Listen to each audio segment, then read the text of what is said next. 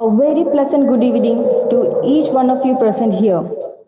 We at Kerala Startup Mission are delighted to welcome all of you to the second edition of Women Startup Summit, that is WSS 2020, to celebrate the contribution of women in startup ecosystem of Kerala, which is one of the most startup friendly state in the country. Multitudes of women entrepreneurs in Kerala are forging their own business and empires, generating more employment opportunities in the state and aspiring others with their grit and determination. In fact, the trend of increasing women participation in entrepreneurship is of late becoming apparent throughout the country. This spirit of women entrepreneurship is being actively facilitated by various policies and initiatives of Startup India and its state counterparts like Kerala Startup Mission. The Women Startup Summit is one of such initiatives and marquee annual event organized by Kerala Startup Mission, partnering with Startup India, Thai Kerala, and Indian Women Network (IWN) under Confederation of Indian Industry (CII). Unlike WSS 2019, the first edition, which was held on 1st August 2019, the WSS 2020 is a week-long celebration on the theme Women and Technology, which is officially started on 26th October with YHAC. And today is a summit day where we have most of the articulate leaders from the entrepreneurship ecosystem and women tech community sharing their inspiring perspectives. On behalf of Kerala Startup Mission, it is my privilege to warmly welcome all the delegates and speakers of the day.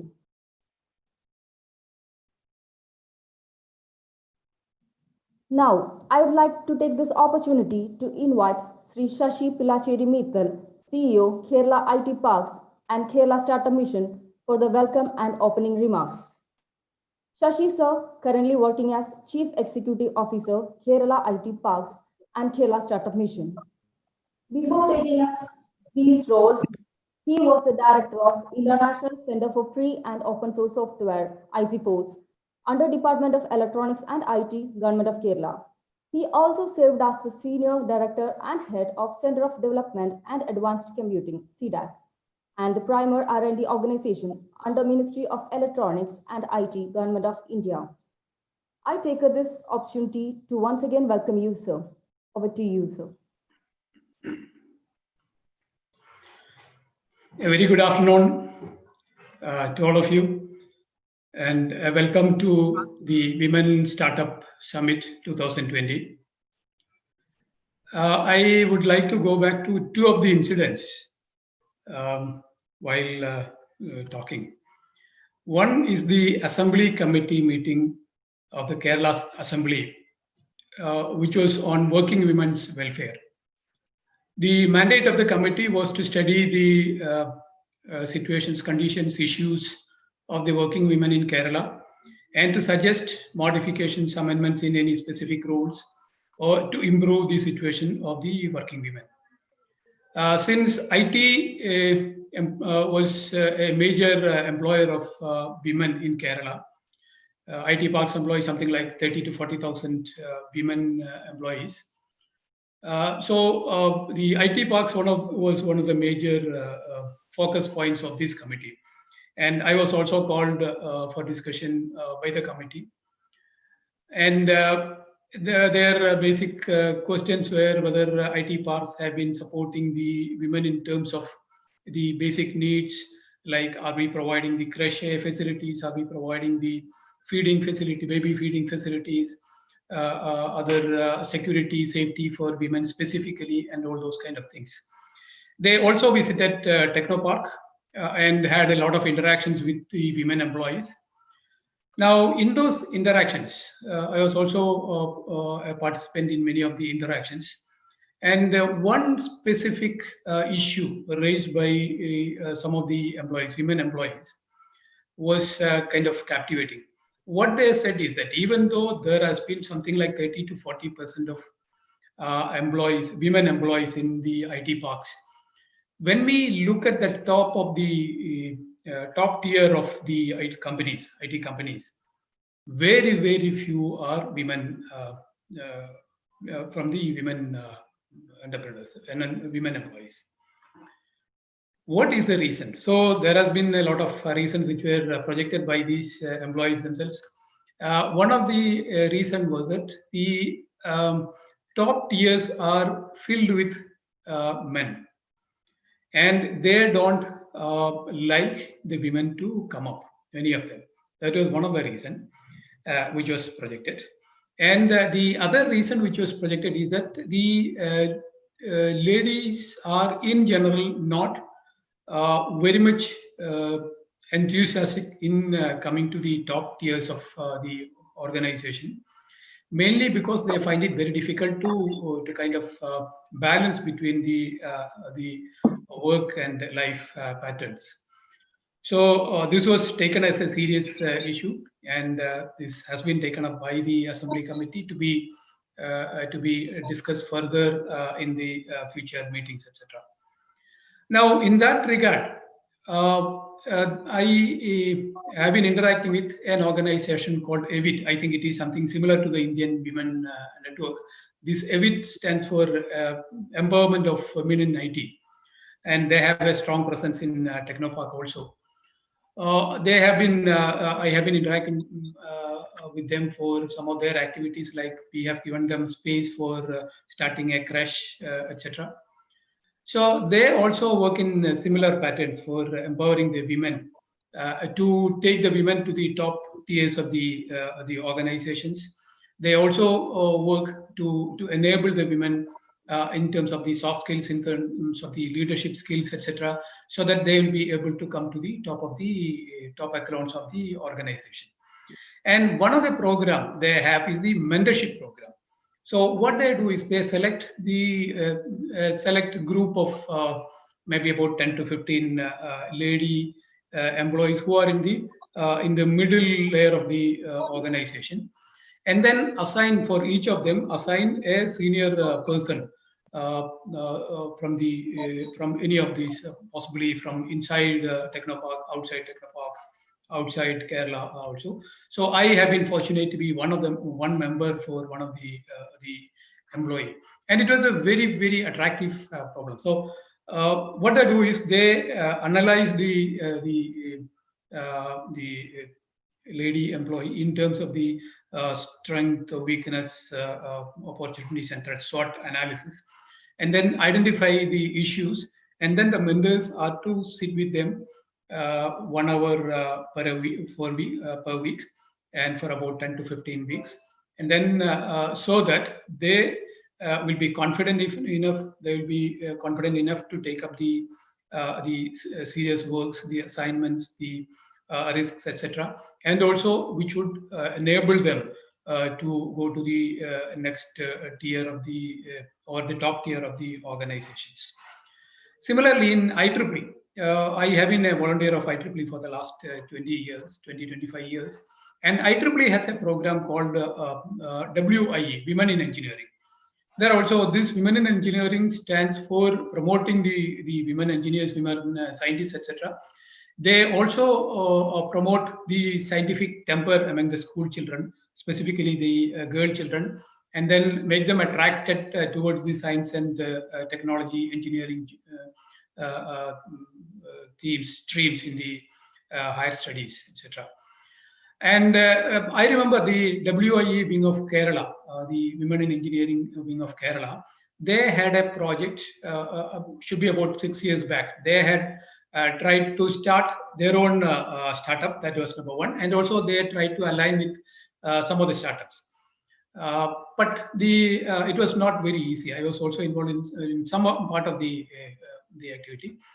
What they said is that the women entrepreneurs, it will be very difficult. The same thing which I have found in during the interaction with the assembly committee meeting also, that they find it very difficult to cope the life and work together when it comes to the startups, because startups will naturally require a lot of time of the employee and of the entrepreneur, and many a times it may not be easy because of the work life balancing issues.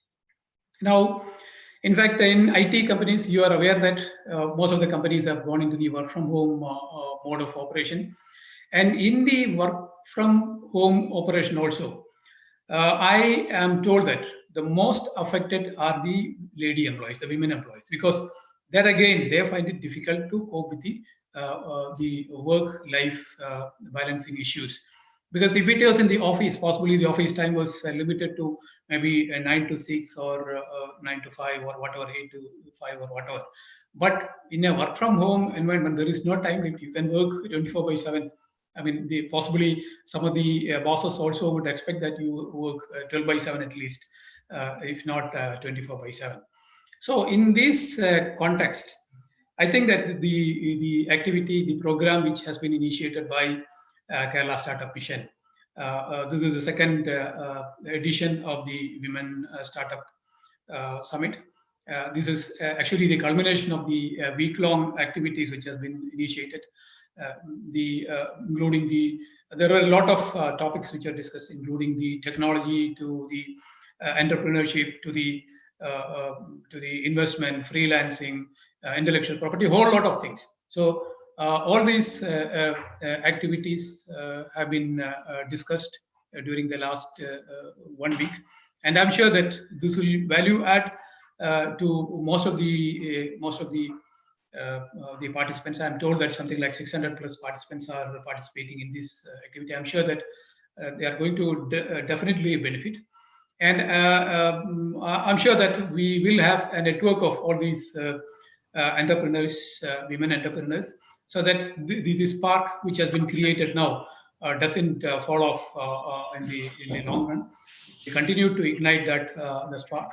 We'll have the network. We'll have a continuous interaction with these participants of this event. And thank you for all the participants. And thank you so much.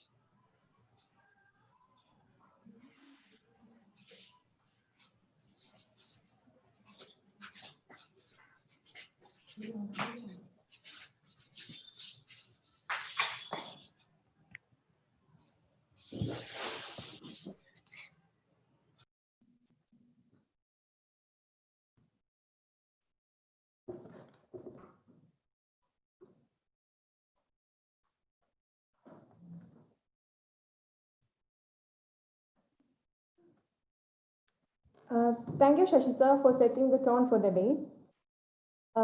It would be my privilege to invite Sri K. Mohammad Y. Safirullah IAS, Secretary, Electronics and Information Technology Department, Government of Kerala, for the inaugural address. Sir has previously served as the Director of State IT Mission, Deputy Secretary of IT Department, and Project Director of eHealth Kerala.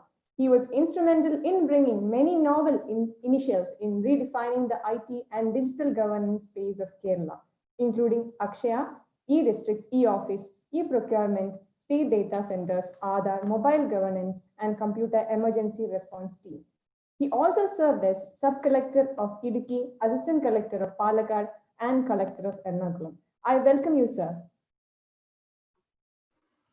Thank you, ma'am. Good evening, everyone. It's indeed a proud privilege to share a few thoughts on this occasion. On behalf of Government of Kerala, I'm happy to speak and share my thoughts. As we all know, the first event, Women's Startup Summit, was conducted last year, and we had a good participation. Last year, we had about 320 participants who were active and took part in various activities and subsequently went on to become entrepreneurs. This year, we have, I'm told, about 800 plus people who have participated in the summit. This tremendous increase, about 2.5 times, is indeed an indicator of the gathering momentum and the importance of these events and the success of these events. I would like to share a few thoughts in this occasion. Firstly, this COVID-19 scenario, which has brought a lot of trouble to humanity across the globe, also presents a lot of opportunities. One is the tremendous digital push, the digital transformation which companies are working towards, presents huge opportunities where startups can actually leverage. For example, if you look at India, the National Fiber Optic Mission, the National NOFN, had given importance to a lot of broadband penetration. Today, we have tremendous penetration of broadband. If you see the rural broadband connectivity, Kerala tops in the entire country. I'm talking about rural broadband connectivity because in many parts of our country, the connectivity in the urban areas is higher than the rural areas. In Kerala, we have about 57% connectivity. If you talk about the total broadband density of the entire country, Kerala is number 3 at 74. However, there is a lot of push both by the state government and by the central government to increase this particular penetration. From the state, we have the Kerala Fiber Optic Network, which intends to provide optic fiber network connectivity to 30,000 plus households and also provide subsidized connection, subsidized internet bandwidth to a lot of households. At the national level, we have the National Broadband Mission, which has similar objectives. And we have the BharatNet project also. So what is going to happen in the next 5 years by 2025 is that we are going to have an extremely high bandwidth connectivity to a lot of households, to end customer at a reasonable price. And this presents a lot of opportunities for further digital transformation. Today, we have many people who are digitally aware, so people are extremely digitally aware. All that they need is a push to become a digitally transformed citizen. And these activities would be a huge boon. From Kerala side and also from Government of India side, a lot of push is given to increase the presence of women in the startup events and to promote and encourage the women to become successful entrepreneurs. Government of Kerala has listed a lot of, come up with a lot of incentives in this particular regard. I'm sure the event has shared all this, details. 2 points I would like to say and conclude my address is one is that this gathering momentum, as I said, has to be built on. As we know that startups have various phases. One is we talk about a lot of ideas. This sponsorships are there, and a lot of innovative ideas come up, and these ideas become a small product or service. But it is important that we follow up and build on this success so that the successful entrepreneurs go to the next stage and are able to convert that idea into a product and increase that product reach through innovative marketing strategies. That is one. The second one is there's a huge opportunity in the government and as CK Prahalad says, at the bottom of the pyramid. Uh, the bottom of the pyramid is where a lot of citizens in our country are there.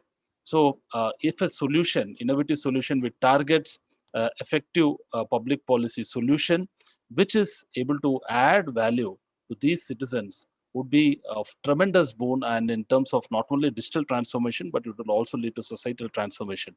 Today, we have a lot of such innovations which increase the quality of life of ordinary citizens in our country.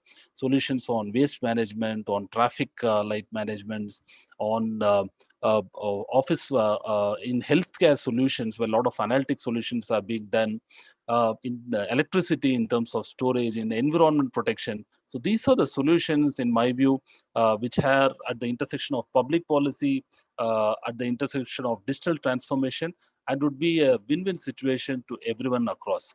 So I would request all the participants to also look into this so that the citizens, ordinary citizens of our country are benefited. And next 5 to 10 years, I'm looking at tremendous opportunity which is lying ahead in this area of digital transformation.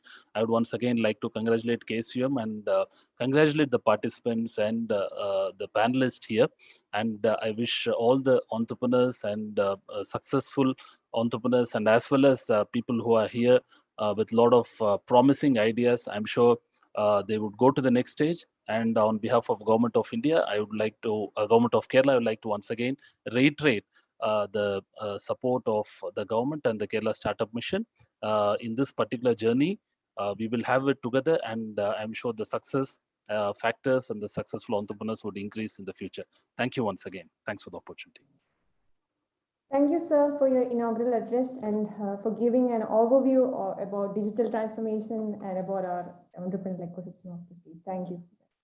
Now, I'd like to take this opportunity to invite Ms. Shalini Warrior, Executive Director, COO, and Business Head, Federal Bank, to give the keynote address. Ms. Shalini Warrior is a member of the Institute of Chartered Accountants of India and stood first at the All India level in 1989.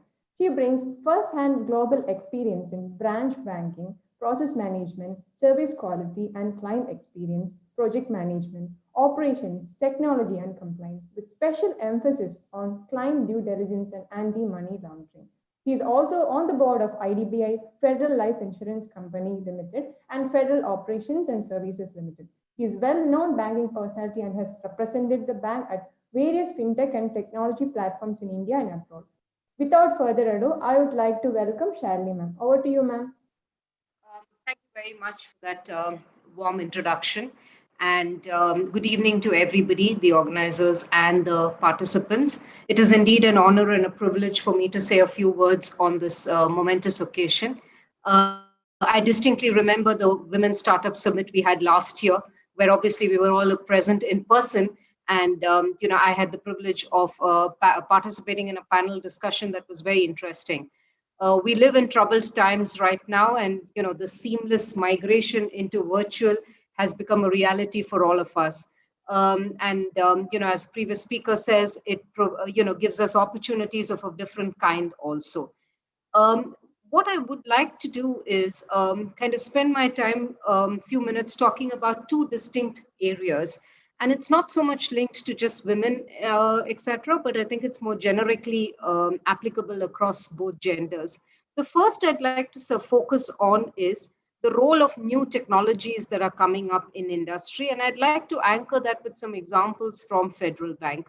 So that may give the participants a perspective on what is out there and how financial institutions like us are using those technologies. So that's the kind of first part that I would like to talk about.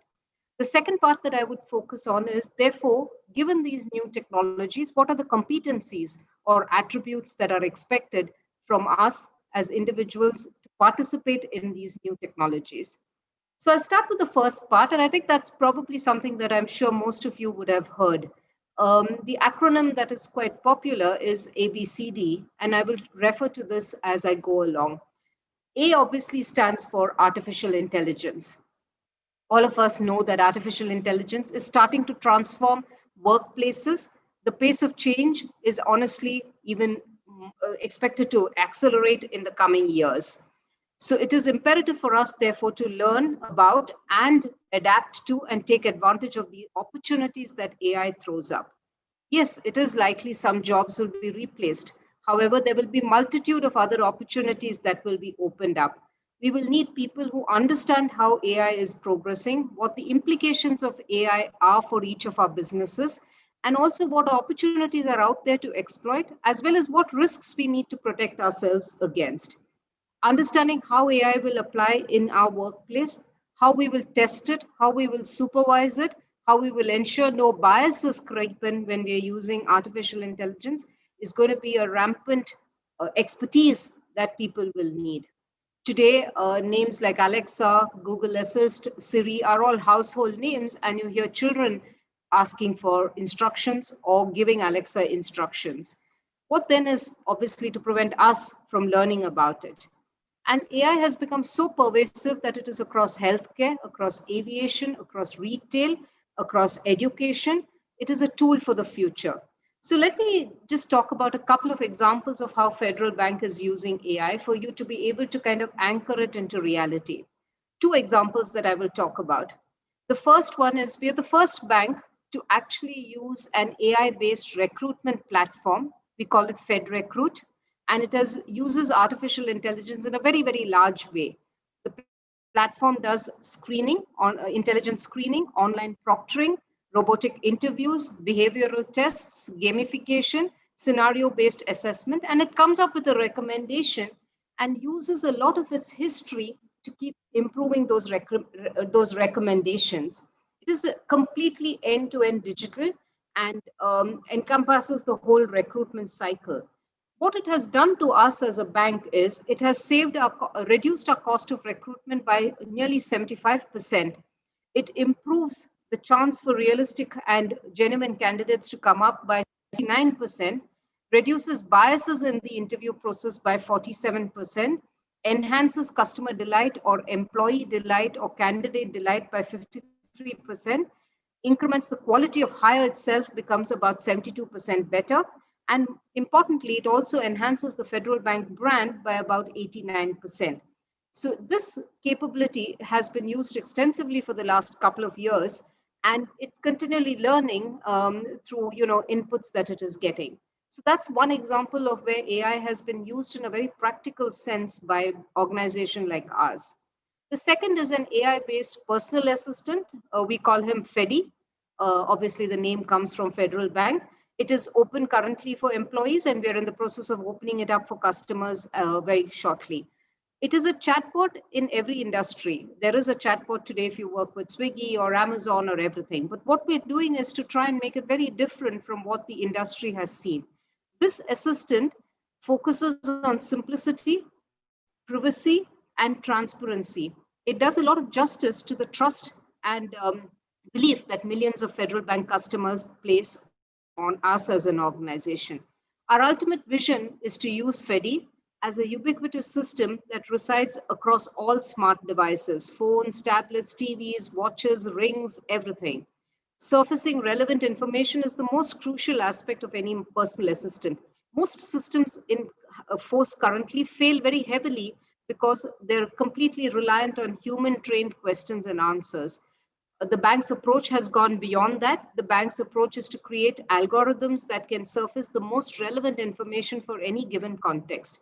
So this combination that we're using of the human touch along with the cutting-edge machine learning makes even our assistant answer questions with an incredible level of accuracy. In addition to that, the secure level of authentication that we have invested in as will provide the required privacy that customers are seeking. So, I could go on and on with examples in the financial services industry, leave alone, medical and other industries that are probably not very competent to speak on industry. Specific to Federal Bank, two examples of how AI has been put into effect. There is another A which sometimes people refer to, which is called API banking, but I will leave that for another day and move on to B, which is for blockchain. Obviously, to an audience of this kind, I don't think I need to talk about what is blockchain and how it is, how it works, etc. I'm fairly certain most people in the audience will be more educated about blockchain than I will ever be. The point that I want to emphasize actually is blockchain is an area where there is tons of research going in. There is a lot of research and development going in. All organizations, financial services included, are spending time and energy to understand what the power of blockchain is and how we can apply it in the right use cases. Purely as a business person, I find the potential of blockchain huge. I also continually worry about the fact, do we have the right use cases for it? Can we scale up those use cases? Only time will tell on that. But let me again give you a couple of examples of how we've used blockchain reasonably effectively in the bank. The first is in the area of financial inclusion. As all of us know, financial inclusion is a subject which is very close to the government's heart, to the regulator's heart, and to each bank's heart.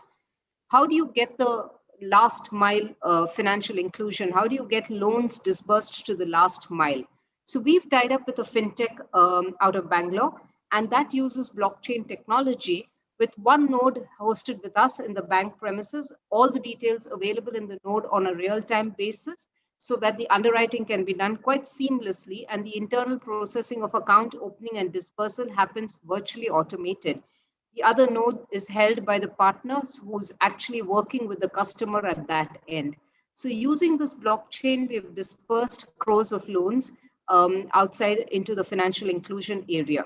The second example we have is in the remittance business. And most of you may be aware, Federal Bank processes nearly 17% of India's cross-border remittances. So for every 100 rupees that comes to India, 17 rupees is actually managed by Federal Bank in some form and fashion. Typically, we've been using API banking for that, but recently we've launched an experiment with blockchain using Corda as the technology with one of our partners in the Middle East, and we're actually started processing it through that. Sometimes people do ask me, so what is the advantage you get over blockchain when compared to API? And I think one of the key aspects that we have noticed and the advantage we've noticed is this whole issue of reconciliation between the exchange partner and us. I sent you this, did you get that? Did you give it to the customer? Did you not? Was there a reject? Was the account number incorrect? All of that happens in the normal course in banking. All of that was usually done on a T+1 basis between us and the partner. And that has now disappeared completely. And the blockchain platform is literally transparent and open for both parties to see what's happened to the transaction, and has helped us to save manpower and increase the accuracy of our processing. So the second aspect that I spoke about was blockchain. I'll move into C, which is ABCDC, and this is on cloud. Cloud, the industry is just beginning, in my view, to understand and harness the power of cloud. It is a technology that has played a very important role in democratizing the resources. So before the cloud was there, most people needed tons of servers on site, and it became exclusive to a few people. But the cloud has helped materially to democratize the resources and therefore enable it to be open to everyone. The adoption of cloud-based solutions in the workplace has also meant that sometimes it's easier to balance the work life that I think my previous speaker was referring to, because the tools you need are always accessible from anywhere, even from home. So therefore, cloud has been seen as broadening the corporate acceptance of remote working when it's necessary. And to some extent, it helps to alleviate some of the stress on women who struggle with this entire paradigm of work-life integration. There is a need for top talent to enter the cloud space and not enough people to fill it. All organizations are using cloud in some form and fashion, and Federal Bank is no stranger to this and no exception to this. We use cloud for our learning solutions. We use cloud for our emails. We use cloud for our public domain website. We use clouds for our auto loan processing. We use cloud for a lot of reasons.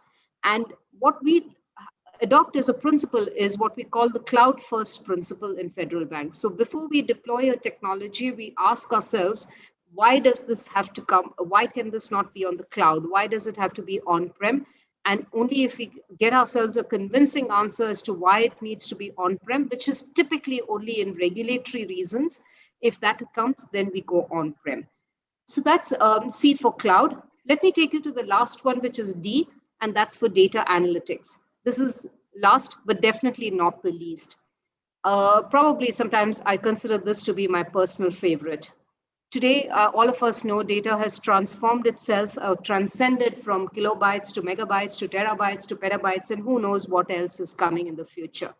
The challenge really is therefore not the availability of data. I think all of us are aware that there are tons of data out there. The challenge for us is to convert the data into insights, and from those insights derive actual actions that can be implemented to either make the life of the customer better, to reduce risk, to improve income, to reduce costs, whatever the attribute it is. Again, banks like us are spending considerable resources on data analytics. And I'll just give you two examples of, again, in Federal Bank.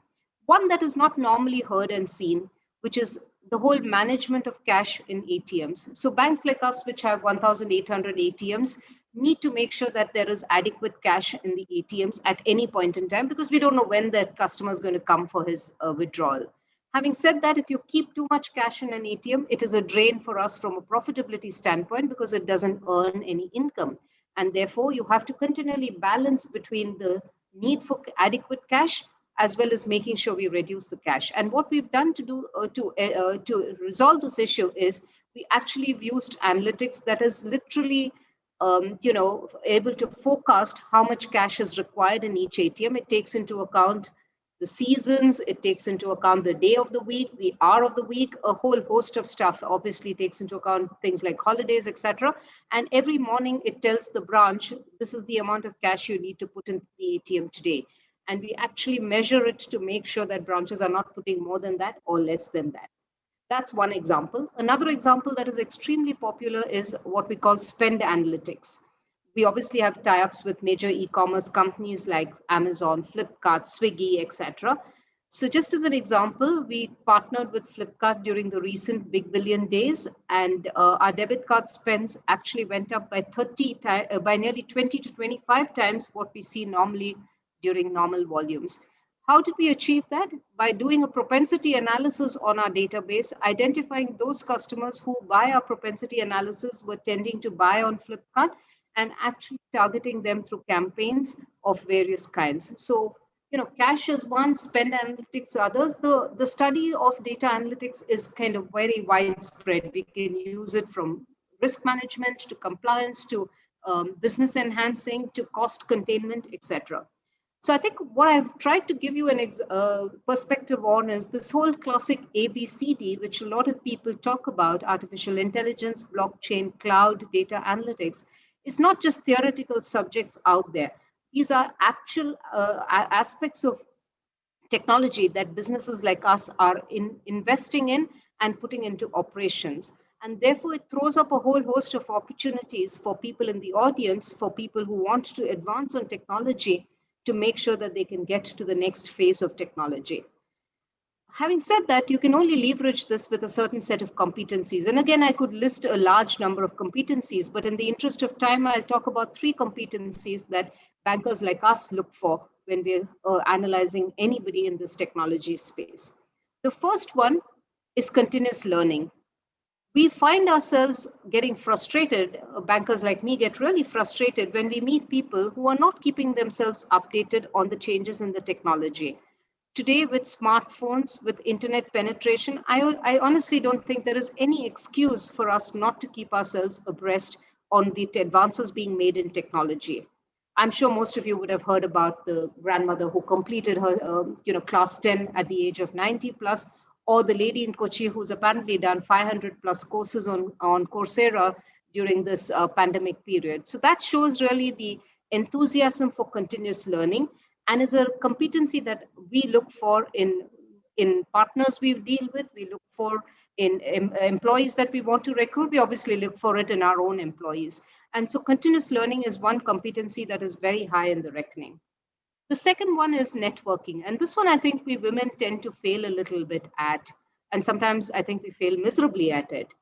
Maybe it's just generally me saying that. Actually, here the pandemic has become a little bit of an opportunity for all of us. There is a silver lining there. There are so many virtual conferences like this one, and it's so easy to attend the ones of our choice. Having said that, networking goes beyond that. Attendance is just one of the issues. The real requirement is, how do we use that as an opportunity to reach out to others in the industry, chat with them, learn from them, partner with them. It takes a fair amount of proactiveness and overcoming what is naturally one's inherent shyness. We should reach out. We should reach out to the others. And as I tell some of my mentees, at the best, what could happen? The person may not respond. The person may say no. That's the best that could happen, right? That's the worst that could happen, sorry. At the best, they will come back with ideas that we can use. And therefore, networking is critical, and we should leverage opportunities for that. The third one is, and this is potentially specific to some of the startups in the audience, and I think it is a little bit about being, to some extent, hard-nosed and focused on the financial model of the startup. Yes, it is fine to experiment and fail. There is no harm in that. However, it should be backed up with a complete understanding of what is the financial model, where are the revenues coming from, where are the costs going to be incurred. Understanding these and then taking the risks that are required to be taken is absolute. And it's very easy to pick up these. You don't need to be a chartered accountant or a cost accountant. There are enough sessions out there in the online space that you can pick up. A lot of people come to me and, where they're not clear in their mind as to what exactly is the revenue model. And that makes it difficult for us to really deal with some of these fintech partners. And this is a competency, therefore, that I would encourage people to cultivate. I could talk about more and more competencies, but in the interest of time, let me stop. So for me, the real message to everybody out there is, whether you're in startup, whether you're in whichever part of technology you are in, as long as you kind of make sure that you're keeping yourself abreast of the new technologies that are out there, as long as you're building competencies of various include learning, networking, being very focused on the financial model, I'm fairly certain success will be yours. Thank you very much for your time and attention. I wish the summit all success, and I'm sure the participants will gain tremendously from the carefully curated programs over there. Thank you very much. Thank you, ma'am, for the wonderful session. It's always an adrenaline rush hearing you speaking every time. Thank you for detailed explaining about the current trends in the financial sector and about the very relevant competencies. I hope most of the participants here would have felt the same. Thank you so much. So next session is the panel discussion. And today we have an amazing panel to discuss on the topic women and technology, where the international perspective of it will be discussed. So I'll introduce each one. Ashtay Grover, who is the head Startup India Hub at Invest India. He did Masters in Finance from SP Jain Institute of Management and Research, Mumbai, after an enriching experience in a consulting and business research firm with AT Kearney. She worked with HSBC and currently works with Invest India, driving the Startup India campaign. Her specialties include corporate strategy, benchmarking, value chain analysis, business analytics, competitive intelligence, and all. And we have Ms. Christy Whitehill, founder, Tech Ready Women Academy. Christy is an award-winning entrepreneur and mentor in the Australian tech space. Her personal mission is to help people realize their true potential through personal and professional development.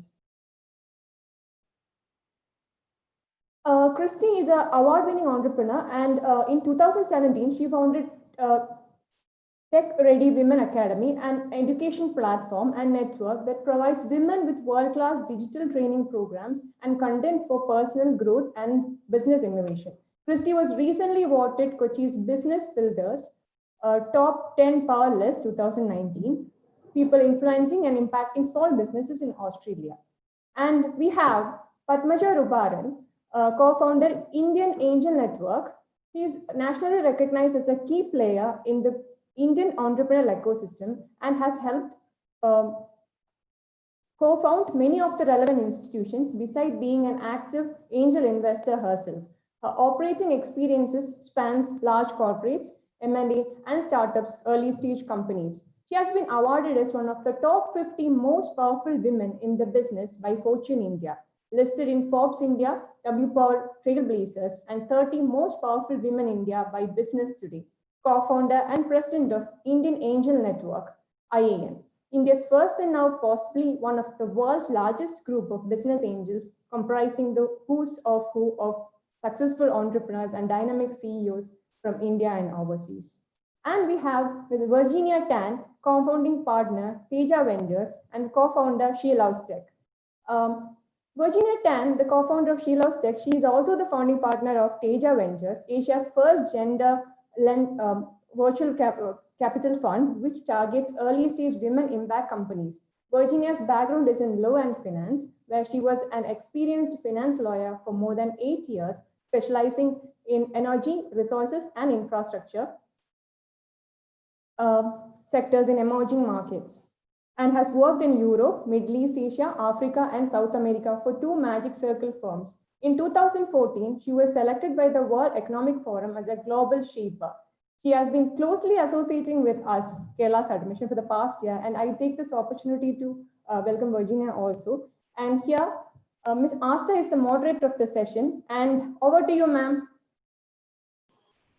Thank you so much. Thank you, Kerala Startup Mission, for bringing all the powerful women in tech together.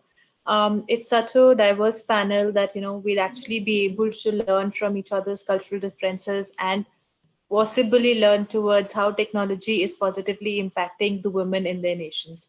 Good evening, everyone. Welcome to this session on women and technology with an international perspective. We all know that women entrepreneurs are hugely underrepresented in the tech startup world, and globally, only 9% of the apps are created by women and 10% of innovative startups have been founded by women. But while this is a fact, there is also a fact that, as per a study by BCG and Sun reference, that female-run startups, though initially are only able to raise less funds, than male-run startups, but it was found that they were able to generate higher returns, at least 2.5 times more per the dollar invested by the investors. With that, let's look at the lens of both these sides. So the esteemed panelists that we have with us today. The idea is that we have got Christy, Virginia, and Padmaja, who are role models for many young women entrepreneurs, not just in tech but otherwise as well, to learn from what is their perspective around it. How can women unravel these challenges and come forward to participate more in terms of entrepreneurship in the ecosystem at present, and what is it that drive these powerful women to be at the place where they are today? With that, let me start with an India perspective, and my first question is for Ms. Patmasha Rubaran, co-founder Indian Angel Network and founder IM Fund. Padmaja, just wanted to know from your experience, since you're looking at the funding aspect as well, how do you see that, the pitches that come to you from men versus women, is there really out there? And quantumly, how much is the difference? Are they substantially less? Are they, or do you receive many from women entrepreneurs as well? While we have seen the number of women entrepreneurs in India have grown by, I think, about 40% from the last 4 years. That's what our data tells us. But would love to hear more from you upon the funding perspective of it. Thank you, Asta. I'm first of all delighted to be on this event, and I must congratulate KSAM not only for putting this event together, but I think it is one of the pioneers and a role model for how government agencies have really truly become an enabler for startup ecosystem. So congratulations, first of all, to the Kerala Startup Mission. I think you should take a bow at what you've done over the last few years. In terms of women entrepreneurs, Astha, I do want to first differentiate one piece. I think entrepreneurs are not just those people who raise money or who raise equity money. I think entrepreneurship is a much wider term. Anybody who is doing their own business, is being able to create employment, is being able to create revenues, and creating employment, I think, is one of the key things in entrepreneurship, and creating value is the other one. Is the real part of entrepreneurship. When we talk about startups, and perhaps even more specifically when we speak of venture investing or angel investing, we sort of reduce the pot in some ways, right? Because not all startups are really requiring that money. So entrepreneurship, I think, is a much wider term. Having said that, we get about 12 to 13,000 business plans a year, right? And over the last year, we have seen an increase of women entrepreneurs who have approached us either as founders or co-founders. I think we've seen about 36, 37%, which almost tallies with your 40% that you were mentioning earlier. The second, I think, critical thing that we've seen a big shift in women entrepreneurs approaching us is, I think we were getting a lot of companies, propositions which were execution focused, right? Today, we are seeing a lot of entrepreneurs, women entrepreneurs I'm talking about, who have swiveled and veered towards more on the technology side. So we are seeing women who are not only who have not only founded deep tech companies or tech-enabled companies, but interestingly, these are founders who have also done stem cell research or drug discovery. So if you look at the companies that we've invested in, just to give you a sense of what we've done, we've looked at Transcell, it's into stem cell discovery, it's into drug discovery, right? We look at Radha, she has done in stem cell discovery. So I think the whole flavor of the kind of propositions has dramatically changed. And with the COVID situation, right, with the focus on healthcare and biotech and agri-tech, etc., we are seeing increasingly good, high-quality ventures led by women or co-founded by women. So I think that's a big shift that has happened over the last 6 months. So it's very happening for us and very encouraging for all of us. These are the new icons and these are the new role models. And I think they are being able to not only get going, but they are being able to raise money, right? So that's a big move that has happened. The second piece that we hear on our investor table, and I'll share this in all candidness, I think the one thing that women do very well is they are extremely focused on building their propositions and building their businesses. Okay. And they're extremely good in, they're so focused to ensure things get done, and they do it with both IQ and EQ, right? I think what they really are challenged, which I think Shalini ma'am touched upon it when she was talking about it, one is to raise money. It's extremely difficult, not because they don't know their proposition and not because they don't know the financials. I think just standing there and pitching. There are so many women founders I have spoken. In fact, now when we have a pitch session at the fund or at the angel level, I actually reach out to those women founders and I say, pitch to me for 10 minutes on Zoom. Okay, not because I think I'm going to add any value to them, but I just want them to be bolstered in their confidence. So I think that to me is a big one. You know, entrepreneurship, there's nothing happening, nothing working, but what you project to the world is everything's happening and we couldn't be better. So I think that is one piece. The second piece, and I've spoken to women entrepreneurs across the world, or I shouldn't say across the world, but in many countries, right?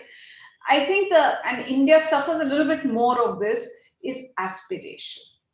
Okay. I think being ambitious of what you can achieve, being ambitious of what you can really do and create. We are constantly pushing good entrepreneurs, and especially women entrepreneurs, to say, why are you thinking of 10 crores in 1 year? Why aren't you thinking of 40 crores in 1 year? Okay, because if you think 40, you will achieve 30, which is still 3 times of what you're projecting, right? So how do you build that ambition to say that I can create a kick-ass team? Okay, no, I don't think I can manage. Why not? We can. I mean, neck up, we are the best and we stand with the best, right? So I think aspiration and that confidence in being able to achieve, I think, is the second big piece. The third big piece, I think, is very important, and I have to say this, while there are very enabling schemes and policies that have come through, I think it's very important for all women, because this is a women entrepreneurship conference, so I'm sort of focusing on women, but I would say this for anybody actually, to first sort of think through what are your strengths and what do you need to get over your weaknesses. Okay, and not to look at in a different light, to say, yes, I want to do a business and here are the 3 schemes, let me leverage them. Of course, you should leverage those schemes if those apply. But more importantly is, what is it what's missing? Go look for that. Don't just look for schemes, and don't just look for discounts, and don't just look for quote unquote subsidies. You don't build businesses like that. You build businesses with your ambition, your goal, your objective, your team, and at the end of it, your ambition and confidence. And I think that is what I would tell all women entrepreneurs. I'll stop here. Thank you so much, Padmaja. I think you started pretty well by covering on it's not just about women that get funded, but also about women entrepreneurs in general. You covered a great deal of aspect in terms of the sectors in which they are coming up, and the softer aspect of how they need to be, more aspirational, particularly from an Indian point of view. With that, I'd now like to, bring my next question for Christy Whitehead, the founder for Tech Ready Women Academy. Picking up from where Padmaja left, one is, according to you, which are these sectors where women in tech are striving, and if it's tech at all? So, what, according to your experience, have been these sectors? And like, Padmaja was mentioning, if aspiration is that one thing, how do female role models and, how important is this to have female role models or mentors for aspiring female entrepreneurs? Yeah, thank you so much for having me. First of all, I am, feeling very honored to be able to speak with you all today, and especially amongst an amazing panel of, aspiring women. It's such an honor. So, look, I mean, from the Australia perspective, in Australia, we definitely have some of the confidence issues that come up when it comes to starting a startup, not just a tech startup, but any sort of kind of business. But what I'm seeing is the industries that women are really thriving in is the health industry. So it was really interesting that Patmasha said, that health is such a big industry, because I think women, in particular, definitely have a strong experience in this sector, and it definitely goes to show in Australia. So just to give you some context as to what I do here in Australia, for those of you who don't know, Tech Ready Women, we run education programs, we upskill women on how to build tech startups. So we really focus on, the entry level for women who are wanting to, they have an idea, they don't know yet what to do, how to start, they don't have the networks, they don't have access to mentors. And we provide them with the skills training, we provide them with access to amazing mentors, and then connect them in as well. And I guess also the beauty of it is it's a female-led accelerated program. So women are able to connect with other women also, which obviously helps boost that confidence to get into the space. Because, we all know that if women see other women doing it, they will also come into the space. So what we've seen over the years, we've been operating for about 2.5, 3 years here in Australia. Health has been a big focus. A lot of the women that have come through our program actually right now, especially I guess because of COVID, are getting funded. They are, growing and scaling their businesses. Whereas, probably about 10 years ago, I've been in the industry for about 10 years now. It was very low participation. I think back then it was around 13% of women actually participated in startup, whereas now we're probably seeing around 25% participating in startup. So it's definitely increasing. What was the other question? There was one other question you just asked. Yeah, so how important it is for women to have role models. Yes, that's right. Yes, so definitely role models play probably one of the most important parts. I think Tech Ready Women was one of the first organizations in Australia that was really focused on supporting women entrepreneurs into the tech industry. And before that, there was no communities, there was no access to mentors. In order to be able to get access to mentors, you had to have already had, raised capital, scaled, generated revenue, whereas there was nothing that was able to help women at that early stage. And just from the last couple of years, we've really seen an increase of women coming into the space because of the visibility of seeing other women succeed. So it's been very, very important, very pivotal, even in my career. And I think mentors play a huge role in any entrepreneur's success. Absolutely. Thank you so much, Christy. And I think, you touched upon a really important point of the role of building a community to encourage greater number of women entrepreneurs in the tech space. With that, I think, building from that, my next question is for Virginia Tan, founding partner, Teja Ventures, and co-founder, She Loves Tech. On, the most obvious question, how should women actually balance societal expectations with their career aspirations, especially for commitments in such intensive sectors such as tech? And I think the reason I wanted to ask you this question is that you successfully have built and led your own venture. And how was your journey been? And what was, the societal expectation, and how did you manage that? Thank you, Asta. And, I think being here means a lot to me, because I think it was a long dream of ours, to bring She Loves Tech into India, with Kerala Startup Mission. I'm very, very inspired by the kind of entrepreneurs that we saw today, and the startup pitch, this afternoon. And they are the reason why I think people like me can keep going, to build platforms like She Loves Tech, as well as Teja Ventures. And I want to see, She Loves Tech sort of across India even more next year. In terms of societal expectations, if I'm going to be completely honest with you, I don't think I have ever really considered societal expectations. I don't think. I think first of all, I think I have my parents to thank, in the sense that my parents are quite traditional, but I think they have given me almost unbridled freedom to pursue the life, that I've wanted. Like I said, like most parents, they are not very, very keen on me and my entrepreneurial ventures. I mean, my mother still till today still says that being a venture capitalist means you're unemployed. That's my mother for you.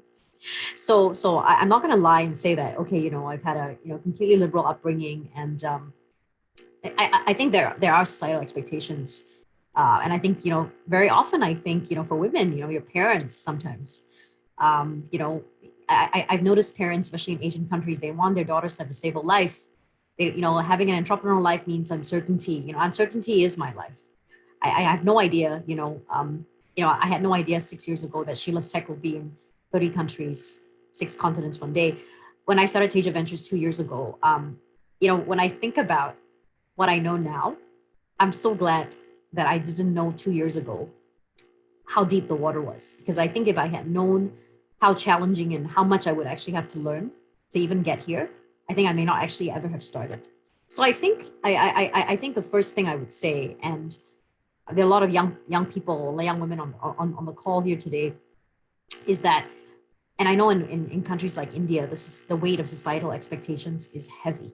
I just spent the last 7 years of my life in China, and despite all the advances that China has made in technology and everything, the weight of societal expectations in China is heavy too. I think is that my advice would be that if you really want to do something, you should do it. The societal expectations are going to be there. I'm not going to lie. I'm not going to say that they're going to change overnight, because they're not. But the truth is that if something is actually worth doing, you're going to do it anyway. And my mother was brutal, really brutal. When I was a lawyer and a banker. I had a great life. I earned a lot of money. And when I told her I was going to go out and do women's and build women's organizations, before Teja Ventures and before She Loves Tech, I built what became one of China's largest nonprofits for women, in a country which doesn't necessarily support nonprofits. And at one point, feminists were being jailed in China. So my mother told me I was just really, really stupid. She said, for somebody so smart, I don't understand how you could actually be so stupid. But I realized that this is my life, and I had to try. I thought it was the right thing. I had to try, and many people actually told me not to do it. And some of them actually very, very powerful women as well. They said that I was foolish. They said that women essentially would turn against each other. They told me that I shouldn't waste my career. They told me it was too difficult in China. They told me, when we first started She Loves Tech, we started in a room of 100 people, with a couple of venture capitalists who we also eventually became very, very big funds. And people telling me, women cannot build businesses, or they can build businesses, but they can't scale them. That stereotype, by the way, most venture capitalists will not say that in your face, but that stereotype and that kind of notion is still very, very much alive in a lot of their psyches. Just the question is how honest they actually want to be.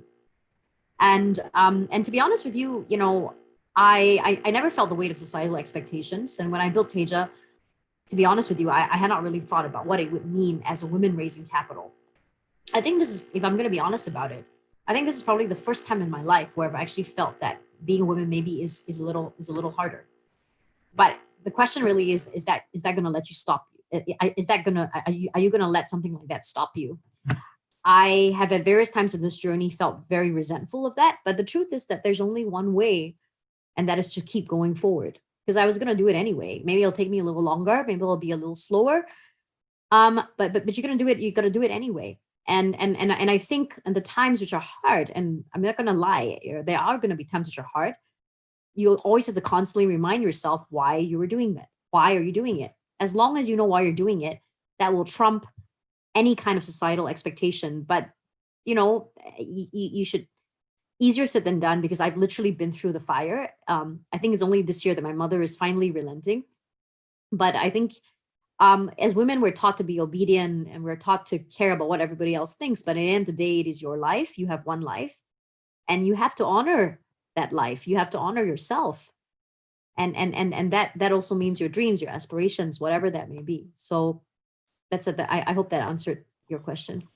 It perfectly does. Thank you so much. And it's quite inspirational to know your journey as well.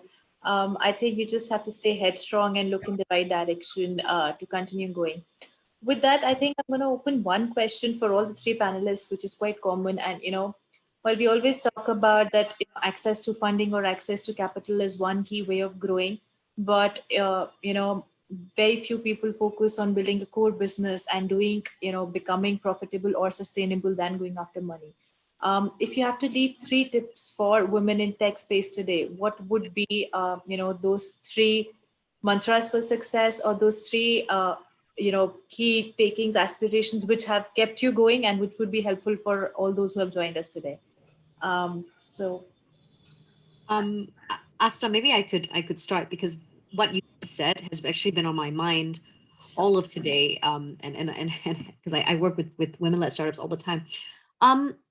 What I've noticed is this, right? So, She Loves Tech, our organization, right? The nonprofit side of things, we've realized that, as you've said, I think the biggest challenge today facing women entrepreneurs is the funding gap.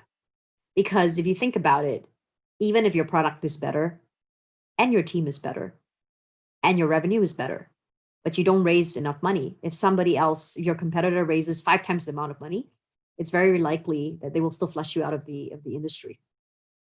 So we've seen that, right? Why did Uber lose to Grab in Southeast Asia? Because it's not necessarily because Grab's product was better, but because Grab just raised more money. So this is just all things being equal.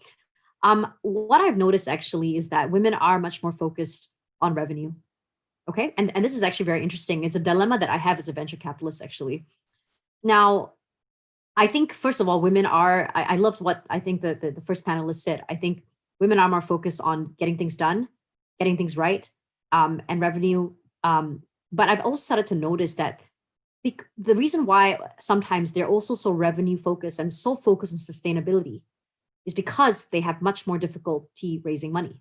And therefore, they are forced to be sustainable much more early. However, what I've also realized when I look at it from a venture capital perspective is that sometimes in an early stage, monetization and revenue creation is actually not the reason why a startup is going to be valued higher. Having more revenue at an early stage does not necessarily mean actually that you're going to be valued higher, you're going to have an easier time raising money. Sometimes I think in the need for, in that need to actually become revenue positive, or that drive, you're sacrificing other things, for example, like growth, for example, like market share. And those are some of the things, ironically, that venture capitalists actually value when they value a company and think about actually putting capital in. So for example, in today's startup competition, right, we saw there were, first of all, a lot of companies which were revenue positive. We were very impressed by the traction. But a lot of times, a lot of my comments were, okay, you have a lot of revenue, but you're unfocused. Your product and your positioning are unclear. So you have the revenue, but you're chasing the revenue, but not necessarily very clear about acquisition growth or where your product positioning is. And therefore, even though you have great revenue, that may not actually convince someone to actually put money into you. And so I think the first thing that I would say to entrepreneurs in general, but women entrepreneurs, is that what is your product positioning? What's your company's positioning? And do not assume that just because you are revenue positive or even sustainable, that doesn't necessarily mean that you're going to be attractive to an investor. If you're talking to traditional investors, okay, I would say that, because traditional business is valued on how profitable the business is.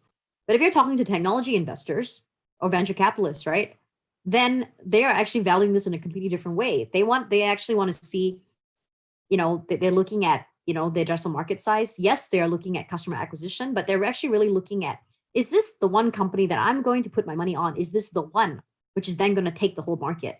And to take the whole market, it doesn't necessarily mean that your revenue needs to be the most positive, strong, or your monetization needs to be the strongest at the beginning. What they care about is actually, if I'm going to give you $1 million or $2 million today, how fast are you going to grow? And I'm not saying that women cannot grow or don't know how to grow. That's actually not true. But their focus sometimes is survival. And because their focus is survival, ironically, so they try to gain revenue by for the survival, but that ironically disadvantages them in the eyes of venture capitalists. So the question actually, I think there's only one thing that we have to do better, which is actually we have to just get much better at raising money. And that's one reason why She Loves Tech, I think from next year onwards, is pivoting apart from the competition, is really focused on actually accelerating fundraising. In fact, I actually disagree with a lot of investors who say, oh, we need to teach women, all the skills. Actually, I invest in entrepreneurs because I believe that they will be operationally better than me. I will never beat them at product. Yes, I can guide them strategically, but I don't believe I need to teach women how to make money. But I do think that we need to change our mindsets in the ways in the way we raise money. And this is something I've learned a lot going through the fire of raising my own fund in the last 2 years. And I think the second thing is that I think mentors are important, but I also think that male and female mentors are very important. We need to learn from the best. In fact, I think in my fundraising journey, I have learned actually far more from men than women, from the way they look at things, the way they pitch, the strategic considerations around the way they pitched, and learning from that. And yeah, and so I think my advice, if I had 3 tips, would be, what's your product positioning? Is your product focus? Do you have a clear, acquisition milestones, growth strategy? And to try and understand the way the investor thinks versus just thinking, just because I'm revenue positive means I'll raise money. I think that's one of the assumptions that we must consider. Yeah. Thank you so much, Virginia. I think I really like the fact that you talked about how funding, the lack of funding is creating them at a disadvantageous position already. But all the 3 tips you also mentioned, and I completely agree. While we all need role models and mentors, it has to be a fine balance. Men are equally responsible in bringing women to the tech force as much as women themselves are. With that, Padmasha, over to you on your thoughts and your tips to, what has helped you in your life that would help others. So, there are 3 things that at least I have, it has helped me. And I think what I also think should help entrepreneurs. Number 1, I think the only person you compete with is yourself. And to me, that is very important to say that as you build your businesses, as you build whatever you do in life, even your career, I think staying ahead and looking for what is the next thing that I do. So being the best of the best is not enough for me. I think being the best of the next is to me very, very important, because if I'm being best of the best, my risk levels are very high. There'll be somebody who will always be better than me. The world has always got smarter people. But being best of the next, I would have just mitigated in some way, be it my career or be it my business. So to me, I think I'm always thinking ahead to say, what do I do next? What do I do next, right? So we did the angel group. I did TIE, then I did IVCA, set up the Indian Venture Capital Association. Then I set up the Indian Angel Network. That was a concept. There was nobody else who understood what angel investing is. I got questions like saying, yes, even from $500 million guys, you're saying, I understand about investing, you'll give money a return, but what's the religious part of it? Okay, that was the kind of questions I got when I started. And now I'm doing a fund, and now I'm thinking, what next, right? So I think staying ahead of yourself, pushing yourself is extremely important. You have to keep competing with yourself. And that's 1. Number 2, I think what I always believed, and I think the pandemic has sort of underlined that, the fundamentals have to be extremely strong. And what I mean by business fundamentals is we have to now focus, at least businesses have to have a top line, but they also have to have a bottom line. And we understand, and I understand extremely well, that startups will not be profitable. But the point is, do they have a path to profitability? Okay. So you suddenly start building strong foundations. If you have that philosophy, you will start looking at unit economics. You'll start looking at customer acquisition costs. You will start looking at gross margins. You will start looking at EBITDA. You will start looking at LTVs, right? You will start looking at all of these things, which I think we had diluted in the ecosystem a bit a year or two ago. Okay, so I think that's very, very important to build the business on strong foundations. And mark my next two words, for yourself. You're building the business because you want to do it, you want to grow it, you believe in it, and you want to create it. Okay, and that business also again has to stay ahead of the curve, right? The third piece I think is extremely important. In your team, you have to bring in people who are smarter than you. Okay, because you have a limitation. I mean, all of us have. God has made sure we all have limitations, correct? But can you fill in the gaps with people who are smarter than you? I am not a techie. Can I get a kick-ass tech guy? Right? I am not a excellent financial modeling person. Can I get somebody there? So I think getting people, choosing complementary smart people is extremely important, because as you swivel, as you go to the next stage, it is these people who are going to make it happen. It's not going to happen on its own. Think of the company Avendus. Okay, Avendus in 99 2000 was a lookalike of garage.com. It was known as coolstartups.com. And then the bubble broke, .com bubble broke, right? Most companies went down the drain. It was only because Kaushal, Ranu, and Gaurav, who were the three co-founders, locked themselves up for a week and re-strategized themselves. And that's how Avendus was born. Okay, and now Avendus is one of the leading iBankers, not in the country, but in the world, right? So I think these are the three things to my mind, which are very important. And if we get these three, okay, you don't need to go looking for investors. Investors will chase you. And what better endorsement of your business? What better endorsement of the value that you're creating? What better endorsement for your customers to say, I'm going to the customer. I don't have time for you, Mr. Investor. That's what you want. I think investors' business is to invest and get returns. They will look for good businesses. And that's where I think is the maximum value that entrepreneurs can create for themselves, is to focus on the business. If you create a solid business, you won't need to spend time raising money. That's true. Padma, you've covered three great points. The toughest was actually the first, competing with yourself and thinking about the next is what people often miss, and they're always looking at what my competition is doing. How can I replicate it, do better? But no one actually tries and strives to do better than from what they're actually doing. With that, Christy, would love to hear your thoughts on, how you became successful. What was your driving mantra, and what message would you want to pass to the women entrepreneurs out there? Yeah, I really loved Virginia's and Padmasha's answers. I completely agree with everything that they've said.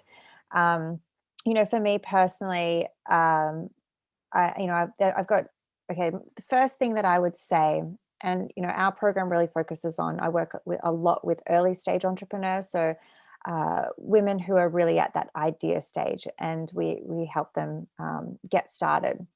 And I've seen a lot of people make a lot of mistakes over the years, and I personally have. So I founded a tech startup back in 2011, which was a dating app called Fancied. So this is just pre-Tinder.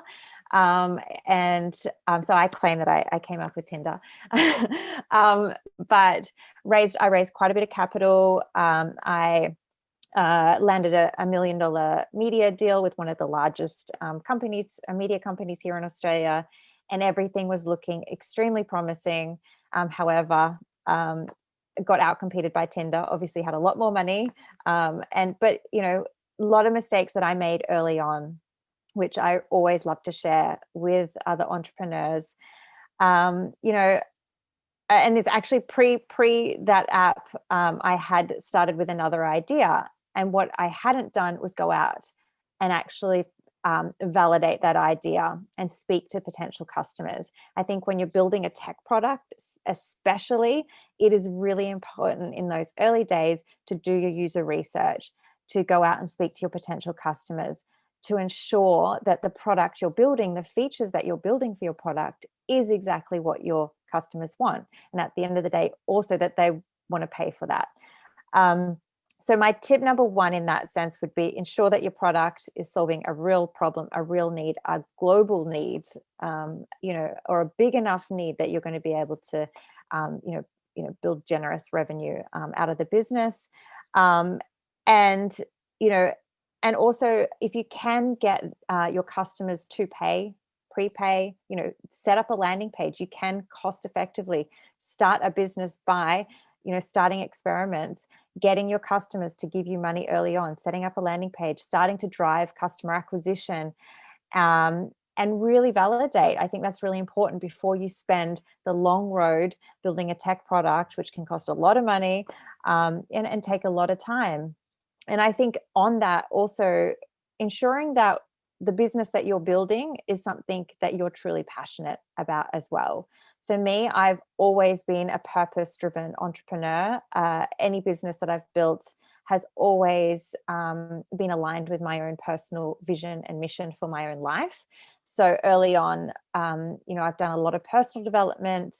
And so early on, I really understood what my calling was. And you know, is to help people with their personal professional development. And so when I've built businesses, I always ensure that the problem I'm solving and the customer that I'm serving, that it's always aligned with that, that personal mission, because entrepreneurship, it is a long road.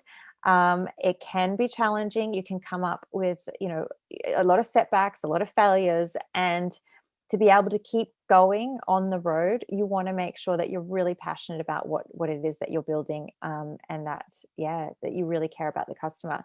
The other tip would be around building your confidence. You know, this is something that I've always done. I talked about personal development. You know, you've got your skills, you're learning your professional development, your skills for startup, for product, for capital raising. You know, you can go and learn skills like that, which are very important. I always dedicate a lot of time to learning all the time. And it's great that everybody's here as well, because we're all learning from each other. But it's really important to go back to working on your mindset. And, you know, any sort of little blocks or challenges that you feel come up about not having confidence to get up and stand up and pitch to an investor. You know, there are definitely, you know, either online courses or groups that you can go tap into to be able to learn to do public speaking and build that confidence so you can present yourself. I think that's been absolute key for me. You know, being able to sell my vision to my product team, to an investor, has, you know, definitely helped me achieve success a lot faster, because I have come across, even though I'm faking it until I'm making it, you know, being able to really you know, sell early on that I'm really confident about what I'm doing. And I think those presentation skills, you know, can sometimes, if you don't have that confidence, it can set you back a little bit, even though you might have, like Virginia said, everything there. If you're not really, you know, presenting yourself in that confident way, it can set you back. So make sure you're solving a you know, big enough problem and a customer problem. Have the confidence, build those confidence skills, and build a business that you're really passionate about. Thank you so much for summarizing it so well. I think, you know, goes without saying, if your heart lies in your product, you'll go all the way down to do whatever it takes, and you'll be happy doing that. So thank you for putting it beautifully together. With that, I'm going to now take some questions that have been pouring in the chat window. Starting with the first question, for women, raising capital and public relation is hard. So do you have any tips for these factors to not stop you from achieving our goals? I think it's a fair line between, you know, how do you manage your PR while you're raising capital, and also continue focus on the business. So I'd leave that question open for all three of you. Okay, I'll take that one. I think entrepreneurship is hard. Okay, and it's a 360-degree value that you have to create, which means that you have to operate on every front, right? Yes, PR is important, brand building is important, networking is important, fundraising is important, running operations is important, getting the product out is important, focusing on the customer is important, and most important, building the revenue. So I don't think there is a shortcut to say, I have a challenge on PR and fundraising, I can't do it if you're the CEO. Okay, you just have to make it happen. What you can do, however, is to say, can I delegate some of my other roles? In fact, if I'm doing tech development for instance, if I'm doing customer management also for some reason, is there my co-founder or some senior level person I can delegate? But unfortunately, brand building, fundraising, which means investor relations and making sure that you get the money in, and the other piece of money that you need in is from customers. Those are undelegated. If there is ever a word, undelegatable. Right. Thank you. I'm sorry to be sort of being depressing for whoever asked that question. That unfortunately. No, but I think that was quite a fair and honest answer, and that's what the audience here is looking at. Being absolutely candid about this. And I think balancing between all these roles is what the entrepreneurs are juggling with. And with that, I think I have one more question for Virginia, which says, one, thank you for all the views that you have shared so far. But she wants to know that we as entrepreneurs are always in the dilemma of customer revenue versus investor hyper focus, especially when the intent is to build multi-sided platform. It needs huge investment to make it digital only product, and in case investment doesn't flow early, when we focus on early revenue, it would be great to hear your thoughts on how to balance between the two when funding becomes a bottleneck. I'm going to answer this question generally. I couldn't agree more with what Padmasha actually said. When you are the founder and when you're the CEO, actually you only really have two jobs. The first job is to raise capital, and the second job is to find the best talent. You may also be very talented, for example, in tech or in, you might be like a product specialist or, but actually when you're the CEO, your sole job to me actually is, it is fundraising and it is bringing the talent, the people who are better than you, to actually do the job. If you're always doing the job, then one day, that will become a bottleneck. So I think with revenue, right, I don't want to give an answer because there's no one size fits all, right? Because for example, if you're building like a SaaS product, right? I mean, your revenue is pretty key, right? Because there's no traction. There's no point, giving people a product that they're not willing to pay for.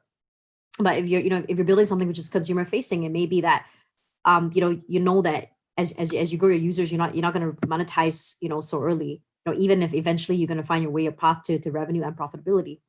I mean, the reason why I think I've been emphasizing funding and fundraising actually so much, and I really love what Christy said about confidence. I mean, I've been building I've been running my own ship for the last couple of years, and this afternoon I was actually pitching to an investor, right? Because that's what you do all the time. And I realized, even though I knew this person so well, and I know what I'm doing, I know where I'm going much more than at least 2 years ago, I still actually, I still had an issue with being very directive in my ask, in my fundraising ask. Actually, at the end of the day, it's really, do you want to invest money or do you not? What I want to say is that I don't think as an entrepreneur, you can run away from the question of fundraising. I think, actually, I think Padmasha said, if you build a great business, people will run after you. Yes, in some cases, and actually in some cases, no. I actually think you always have to actually be out there. I think when you choose to monetize or create revenue, just depends. I mean, I think with a lot of my portfolio, actually my startup portfolio, a lot of them actually we were very lucky because I really pushed them to do the fundraising before the COVID hit, which we didn't know would hit. And because of that, you look at, there was a company recently in Indonesia which went down as an e-commerce company. They were a great company, great founders, great company, great traction. But the fact is that they started their last fundraising cycle a little late. And by the time they were supposed to close, COVID hit, everybody pulled out. The business completely went down. And this was a very, very good company, great traction. So I know that's not really specifically answering your question about how do you have a balance. I just don't think that as a founder, you can run away from the fundraising question. Yeah. Thank you, Virginia. I think I like the fact that you have also mentioned that timing is the key, and we can't run away from the duties of running the firm and getting the best talent to do that for us. Yeah, and the timing is the key, right? I see this a lot with entrepreneurs, but I see this a lot with entrepreneurs. They don't like fundraising. They try to avoid it, and very often they leave too little runway, for fundraising, and then after that, and therefore there's a lot more pressure on the revenue side of things. I mean, it is a balance. You can't run a startup with no revenue forever, but it is a balance. But I've just seen this happen. That's true. I think Virginia, I think there's a little trouble with the internet. Yeah, now it's fine. Okay, with that, I'll take one last question for Christy, and I think who better to answer this for yourself, because you have taken the plunge in starting on your own as well with your startup venture. So there's a question which, the user wants to know that I have an excellent tech startup model, which I'm confident enough will make a revolution and lack expertise in building software and applications. As a woman coming from a conservative background, how should I go ahead and what should be my first step? Good question. As I mentioned before, so there's lots you can do coming from a non-tech background as well. So myself, I started in the industry with no idea whatsoever about how to build tech, and definitely learned some important lessons early on. And the reason why I created Tech Ready Women was to be able to provide women with, the key steps to really getting their product to market if they didn't have a tech background. And so I guess, some of the things that you can do, obviously, if you're not part of a program, or you haven't joined an online program, or jumped online to learn UX or user research, or anything to do with product management, I highly recommend jumping on YouTube, start Googling. There's Tech Ready Women. I'm definitely, reach out to me. I'm happy to help as well, sort of offline, if anybody does have any questions specifically. But I would recommend, learning as much as you can, getting in, working for a startup as well. Like, can you offer some volunteer time to be learning the product side? I did that really early on. I also went to meetup groups with engineers and just asked plenty of questions. And most of the time I was the only woman in the room. But I was like, nope, I'm here to learn. I had to Google a lot of what they were saying and talking about to understand the tech speak, the jargon. But, now I can say I've built over 30 technology products and services, from apps through to, enterprise solutions, and can wireframe and I don't code, but learned all of those skills because it's really important. If you're building a tech startup and you're hiring a tech team, for you to be able to understand those rock star tech guys that you need to hire are women, then highly recommend just as much as you can learn, whether that's jumping online for YouTube, whether that's enrolling yourself into a program, to be able to learn and upskill. That can just, it just helps so much. You can really, the mistakes I made in the early days was hiring the wrong developers, for the product that I was building, or, bringing on the wrong people because I didn't really have a good understanding. So I think as much as you can learn, I would highly recommend it. Did that answer the question? Yeah, absolutely. It does. And thank you for covering the mistakes also you did, because it's good to learn from what others have learned the hard way. With that, I think in the interest of time, I'd also like to wrap up the session and express my heartfelt gratitude to the KSUM team for bringing all these three powerful women, for the entrepreneurs out here. It was a great session. I personally enjoyed, hearing your thoughts about, team aspirations, thinking about the next, not shying away from balancing between all your roles and responsibilities, and just being passionate about what you do. So thank you so much, Virginia, Christy, and Padmaja, and thank you the Kerala Startup Mission team for having us here. I hope you had as nice a session as we did. Thank you. Thanks, Thank- Asper. You managed us well, so that's important. Women Thank are you. hard to manage otherwise. Thank you all. Thanks, Ms. Patma, Ms. Virginia, and Ms. Christy for bringing out those multiple perspectives, and thanks a ton to Asta once again moderating the session so well and provoking the panelists to kind of come up with multiple perspectives. Thanks a lot. I think let's move on to the other session. Okay. So now we are having a slight change of pace here. We were having a panel discussion, and now we are going to have individual stories now. We are calling this session My Story. And the first, we have four amazing individuals kind of here to share their stories. And the first is on getting out of your comfort zone by Ms. Praveen Hafiz, Chairperson and Managing Director, Sunrise Group of Hospitals. I would briefly give a profile of Ms. Praveen. I'm sure Praveen will be kind of discussing more about her and what she does. Ms. Praveen is a natural leader who has distinguished herself with an uncompromising focus on maintaining the highest standard of service and attention to detail. She began her career with the Medlas group of companies, which include the Medlas Disposable and Concern India, a nominated member of Kerala State Women's Development Corporation. She is also the founder chairperson of Ladies Forum of Kerala Chamber of Commerce and Industry. She is an active committee member of the Kerala Management Association, beside being on the advisory board of Kerala Financial Corporation. Ms. Praveen Hafiz also holds a position in TIE Kerala as charter member. And she was selected as one of the 3 businesswomen from India by Fortune 500 companies and US government for a month-long leaders mentoring program in the US, where she was placed with the vice president of Johnson & Johnson. Over to you, ma'am. We all have here to listen to your story. Please. Hi, good evening. First and foremost, I would extend my heartfelt gratitude to all of you for inviting me today and to be in a part of this distinguished speaker list.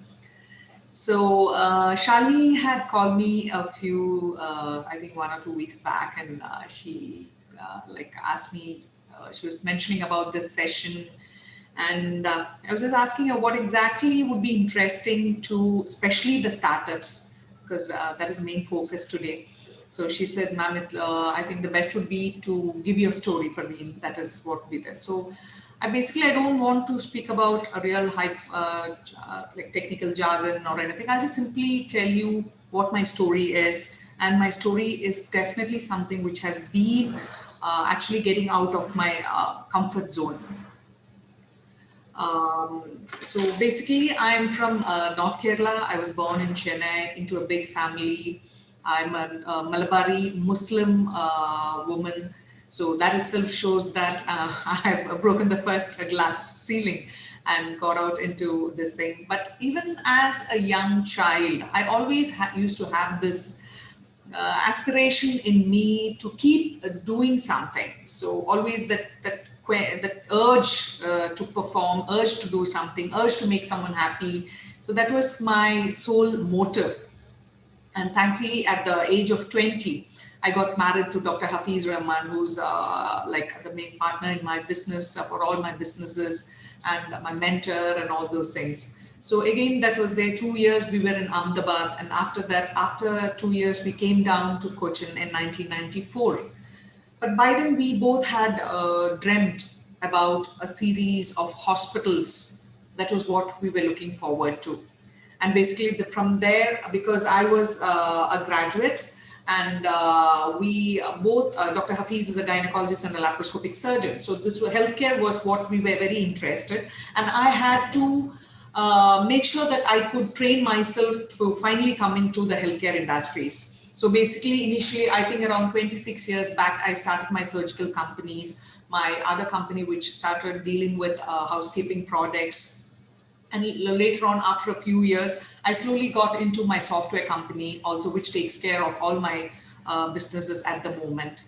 And finally, around in, I think, 2000, what we thought, we finally decided to come up with a healthcare range, the healthcare hospital chain, and we came to a place in Kakinad, where we found this beautiful land, and it was full of sunlight. And my brother Harris said, "Parveen, you should name your hospital as Sunrise," and that's how the Sunrise chain started coming in. And in 2005, we started operations. So basically, why I want to tell you these things is it was totally getting out of my comfort zone. I was married to a gynecologist, by God's grace, who had very good practice. I was quite well settled, but always that urge to get out of the comfort zone and to do something different. Even initially, before the hospital was started, I used to involve fully in my business. I was fully involved in my husband's practice, like trying to learn how to handle a patient and how to be of use to them, how to learn the financing, how to learn accounting. And I had my own housekeeping company. So I also got a know-how into how to handle all those things. And the most important thing was the finance side, because I'm basically looking into the finance and administration. Not 100% direct, but I have professionals in every aspect, every direction of my business. So that was what it is. So it was like when I again and again insist, I say that getting out of a comfort zone. See, my comfort was the last thing which I had thought of, but the comfort of the patient now at this moment, or the comfort of my business, that was the most important thing to me.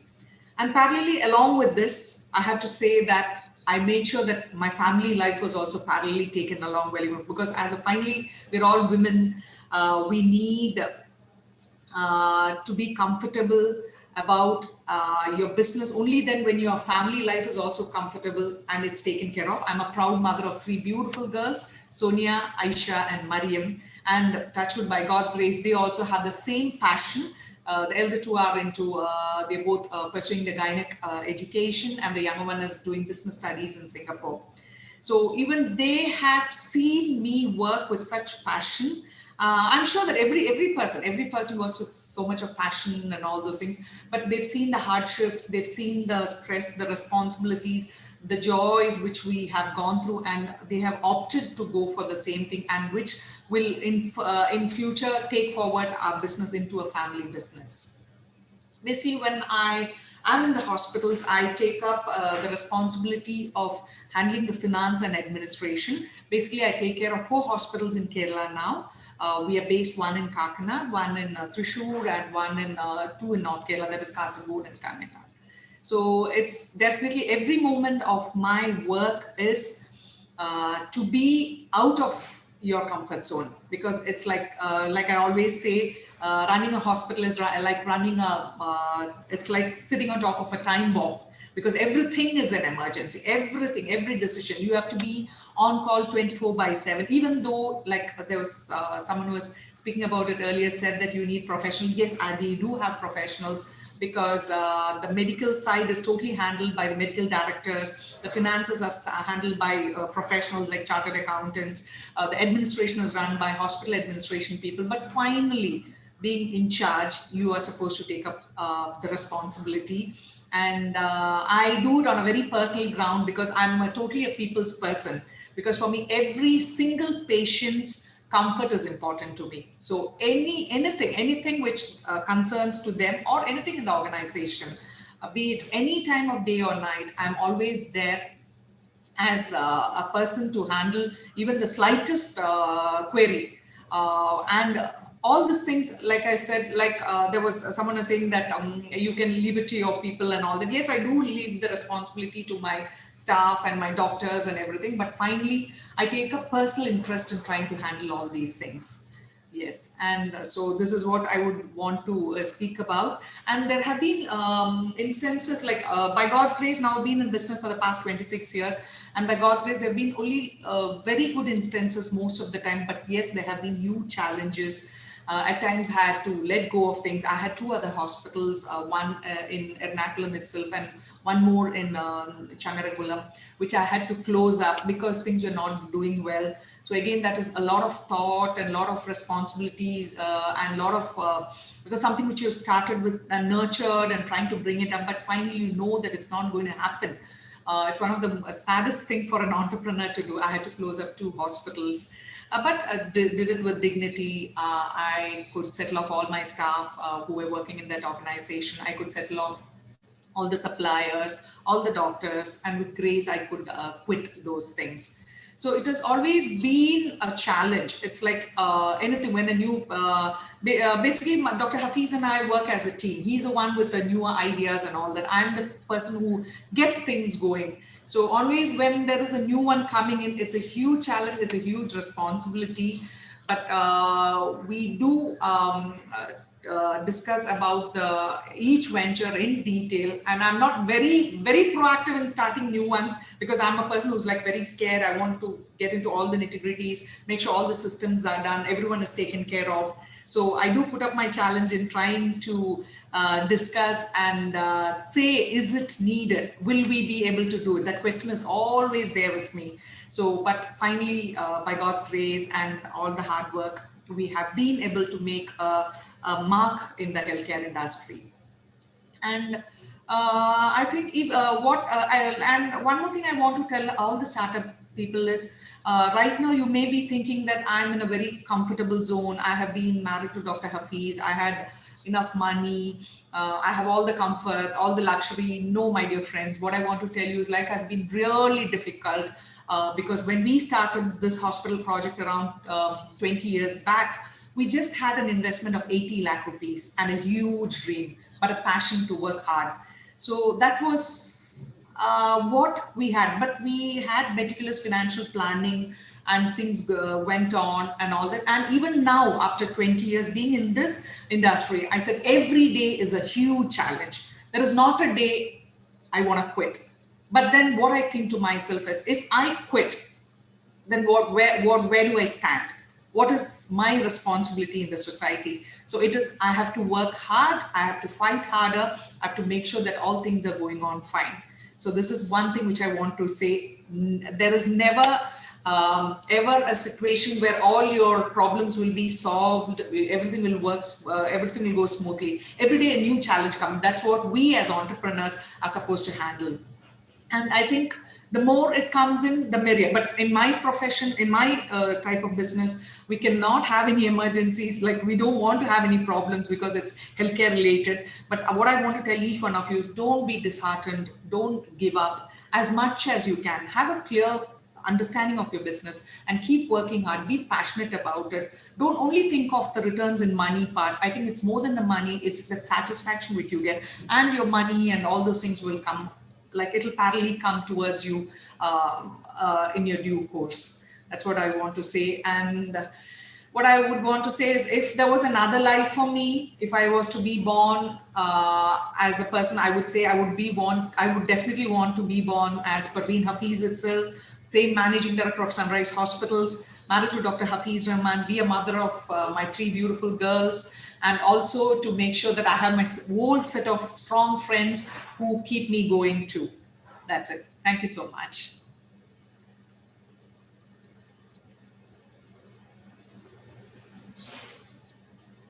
Thank you, ma'am. Thank you for sharing your personal journey and anecdote. It's so inspiring to hear that. Thank you. So now we have our next delegate, Ms. Lakshmi Menon, founder of Pure Living, to share her story on defining the problem and designing the threat. So I would like to invite Ms. Lakshmi Menon, founder of Pure Living. A brief about her. She founded Pure Living, a company specializing in upcycling and recycling to produce green products like pens, pencils made of paper, and she co-founded Good Karma Foundation, a charitable trust to promote culture, skill development, healthcare, and education-related activities. She was selected as one among 10 most inspiring Indian women entrepreneurs in the world by Big Success Stories and made it to the top 8 entrepreneurs of 2016 by the Star of Startups. She got featured in Marie Claire, popular US fashion magazine, in their Genius column, where One Woman, One Brilliant Idea, selected globally, is published. So, welcome, ma'am, and over to you.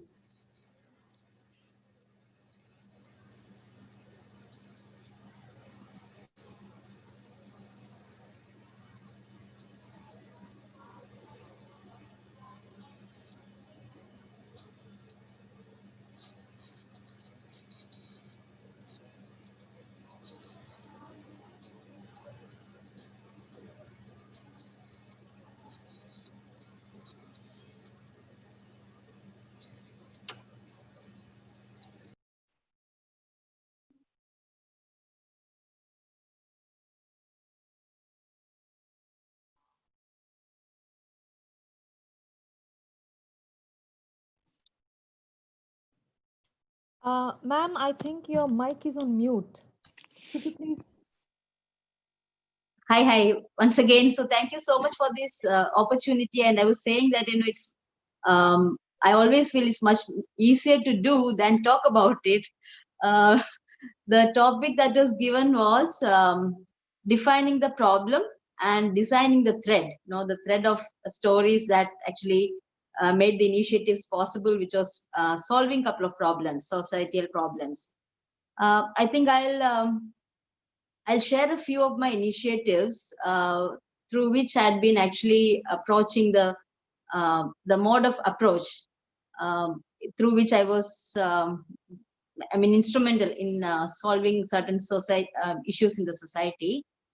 I think I'll go through the Chekuti story, the rag doll, which became the beacon of resilience during the Kerala floods that happened in 2018, when an entire village of Chenamangalam was, totally covered under water. For almost a week and almost 8 feet high, which literally damaged every bit of fabric that they had. And that was also during the Onam celebration. So the stock was in full. And once the water receded, my friend, Mr. Gopinath, who was very busy very active in the rescue and relief operations in that area, he found that there's a huge pile of clothes that was totally damaged, worth around 21 lakhs of rupees. And they didn't know what to do about it. The only option they had was to literally burn the entire pile of fabric.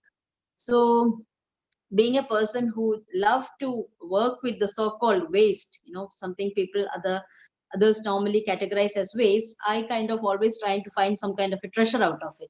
So explained to me the situation and asked me whether I can do something about it. And when I got the clothes in my hand, it was very stinky and it was totally difficult to salvage it. I tried to chlorinate it, bleach it, but still it had all the scars and stains in it. But like any other Malayali, we were also very active in the relief rescue operation. So we knew what was the mindset of a Malayali during those days. And when I looked at the clothes, I could literally see a reflection of a Malayali on those clothes, because wherever you travel, it's the stains that you see on the walls and everywhere, the mud and things like that. And in every heart, there was a scar. So I thought, why don't I just convert these damaged clothes into a tiny miniature of a Malayali? And being a fashion designer, if I couldn't save those clothes, because being a designer, I was aware of the amount of effort that goes into weaving every inch of fabric. So I thought, if I'm not able to save those delicate, that tender fabric, my status of designer also is at stake. So it was I was at high risk. So I just had to come up with some idea or solution to save those enormous amount of soiled clothes lying around. And this was just about one society, and there were 8 of them, very in similar conditions. So that is how, in a matter of 3-4 hours, we had to come up with a solution. So that is how the rag doll, the Chekuti, is born. And when we made that doll, we were very particular that we have to highlight the defects of it. Because when you call it a doll, it automatically gets into the category of Barbie dolls and all those good-looking, sweet dolls, sweet-looking, glamorous dolls. So I knew that it's gonna fail drastically if we put it into that category. So we thought, instead of promoting it or placing it as a product, why don't we make it into a concept? So that is how we place Chekuti as a mascot of resilience and mascot of hope, and how Malayalis has researched from all this tragedy. And it literally kind of, became a member in every Malayalis family, and people started joining this project, the enormous interest people across the world, especially the Malayalis, had taken was so overwhelming. We had around 50,000 volunteers who were making this Chekuti in 9 countries. And in a matter of 3-4 months, we could actually generate 36 lakhs of rupees from that 21 lakhs soiled clothes and give it back to the society, that particular society. And we are still working with that cloth. We still have some of those material left. We are working with the 4th one. And So that was mainly the story of Chekuti, and pretty much I think in every Kerala owns, I mean every Malayali owns one Chekuti as a remembrance of how we researched, after the flood. So that was during the floods, and now with the during the COVID days, another project that we could actually initiate is called Shaya, which is a Sanskrit word for a bedroll or a mattress. So the reason why we had actually introduced that is because this was actually started in March 2020, but I had to shelve it because of the lockdown and things like that. When we initially started it, it was for providing bedrolls for the homeless people. And during one of my travels to Bangalore in February, I was like, deeply hit by a scene where I could see a small baby who was, the family was living under the bridge, and I could see a small baby who was lying on the floor without any clothes on and without even a towel to lie on, to sleep on. And being a fashion designer as well, I knew the amount of waste or the tailoring waste or the scrap that is being generated in every fashion house, worldwide. And I could see, so I was aware of the surplus on one side, and I was here seeing a deficit of the same raw material in the side. And I thought, why don't I just connect these dots? Why don't I bridge the gap between these two, since I'm aware of both sides? So that is how the product Shaya was born, wherein we collect the tailoring scrap from business fashion houses, and we braid it like in a very, just like you braid your hair, and we weave it weaving it just with tying it with a ribbon sort of a thing. There is no needle, no machine, or not even a thread that is used to make this mattress. So braid it and arrange it in such a way and tie it together that it will come to a 6 by 2 feet mattress, like a regular standard size mattress. So we had started donating it to the homeless, and that is when the lockdown happened, and we had to actually shelve that plan. And when during the end of July, when the COVID cases started spiking in Kerala, there was an enormous demand for the mattresses, cots, and pillows, when the government ordered every panchayat to set up a NFLTC in every panchayat with a minimum of 50 beds each. So in Kerala alone, we have around 1,000 panchayats. So we were looking at a quantity of around 50,000 beds and mattresses and pillows. So when I was actually conversing with the local panchayat member, she said, unlike the flood days, people were not actually in a financial position to contribute the way they expected for such a such a urgent situation. So they were finding it difficult to procure the bed and the pillows and mattresses and things like that. So normally we would be donating some money, contributing some to the panchayat. But I thought, instead of doing that, why don't I take a different route? Why don't I just try to reintroduce the Shaya project to be donated as a mattresses for this COVID care centers? So when I approached the same fashion houses, they said, due to the fall in business, they had all stopped using any of those, fabric for stitching. Instead, they had all been transformed to stitching PP units. Every unit has been transformed to units where they make these PP gowns and masks and things like that. So they only had the scrap material of that raw material, which has a plastic content in it. And they were finding it very difficult to dispose it of, because it was quite a new product for most of the fashion houses. They had never used as material before. So they didn't know what to do with all these cutting scraps. And every day, 2,000, 3,000 pieces are being made. And when you cut the neck, there'll be a piece over there. When you cut the sleeve, there's another piece. So it's like fresh, virgin, crisp and clean material, which is untouched sort of. So, but they didn't know what to do with it. So when I went and collected that, I found that this was much, much superior than the fabric that I was using, because this didn't have any dust, it doesn't fray, and it was so lightweight. So so I tried to replicate the same methodology in making this Shaya using this material, and it was beautiful. It has come out so well, and it's so lightweight, and the plastic content in it made it much more superior, because you can actually wash the entire thing. You can soak it in soap water and you can dry it, and it is completely sanitized and it can be reused. initially the panchayat members were asked to burn every mattress after every patient leaves. So just imagine the amount of environment, disaster it would have created, like if every panchayat had to do that. So we found that this could be a very good solution to all those problems. And not only that, so waste management is being handled in a good way when you convert it into Shaya. And we trained and we kind of employed 20 women in my neighborhood who lost their daily jobs due to the pandemic. So we employed them, and if you know how to braid the hair, you can pretty much do it. So there was hardly any training that was needed. And we added a few elements to make it, standardized to have the best quality, for making this Shaya.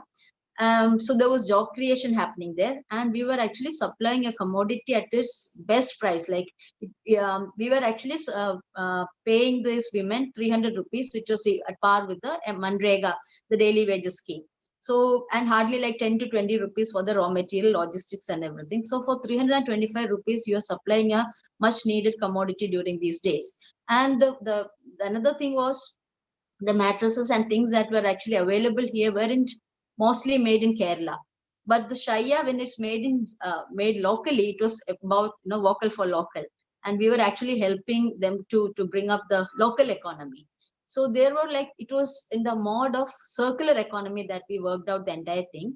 The dots that we connected was waste management in a big manner, job creation, and creating a commodity at a very reasonable price. So that was the model of Shaya.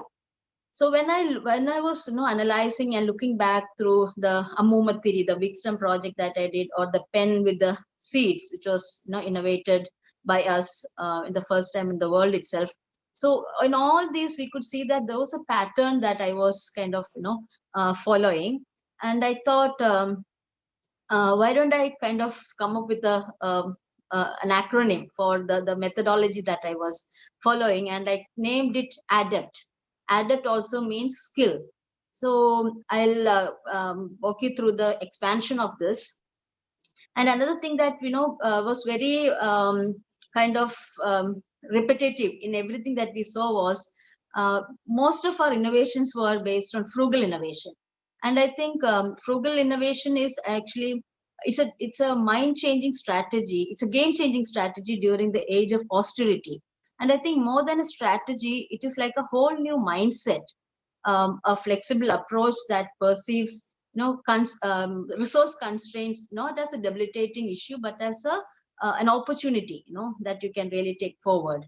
So that was another pattern we could see in every, like Ammumathiri, we were engaging the abandoned women in old age homes, and we were using the yarns that was not fit for weaving in handloom weaver societies. And the paper pen that we are making was about the waste paper that was being generated in printing presses and things like that. So everywhere there was and all these things were made possible because of 5 kind of features that I found, which was repeating in every initiative of mine. So that is what I have kind of coined as ADAPT, which incidentally means skill. So A stands for the awareness, So when I was making this Shaya, I was aware of the demand that was being created, and the difficulty in sourcing all this mattress, which was highly needed, and the waste that was the eco waste that was coming as a byproduct, of the whole pandemic. So we were actually, that awareness really helped me to kind of come up with this project itself. And the D stands for defining a problem. I think once you define a problem, a well-defined problem mostly has the solution also with it. It kind of which is very obvious and straightforward. So the more you diagnose the problem, more easier for you to actually come up with the solution. I think once Albert Einstein said, if he was given 1 hour to solve to save the planet, he would be spending 59 minutes for defining the problem, and 1 minute for resolving it. So that is the same kind of approach that I think that really works, and what we had also been adopting. And when you think critically, I think you conceptualize, you synthesize, and you evaluate to a more profound level. So that is what D stands for. And 3 is actually exploring and generating ideas. So the ideation happens here. And when I'm in the process of ideation, I always feel that I'm like a creature entering its element. It makes me most comfortable, the best place that I am in whenever I'm in the process of ideating. And the 4, it's prototyping. The P stands for prototyping. So it is actually the opportunity to bring ideas to the plans. I bring life to the ideas you had actually written down or drawn, and that would give a better idea for you to test out the scope of it. And finally, it is a test. So introducing the samples to a small group, like when we are doing Chekuti, we actually tested it out among the viewers itself, but we realized that that is not the best thing to do, because they were not very well versed in that crafty thing. So, and they had the whole house was in completely in shambles, so they had to engage the time for other things. So that is how the whole crowdsourcing idea came to our mind. So that was the testing part of it. So that is pretty much the pattern that we were following in most of my initiatives. So I think, in short, what I would say would be like, do whatever the maximum research that you can do, be aware of things that is happening around you, do a lot of hard work, and finally upgrade your skill, because skill is adapt also, right? So that is pretty much what I have to say about this.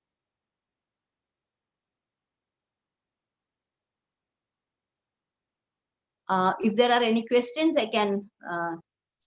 I'm open to asking questions. Thanks, ma'am.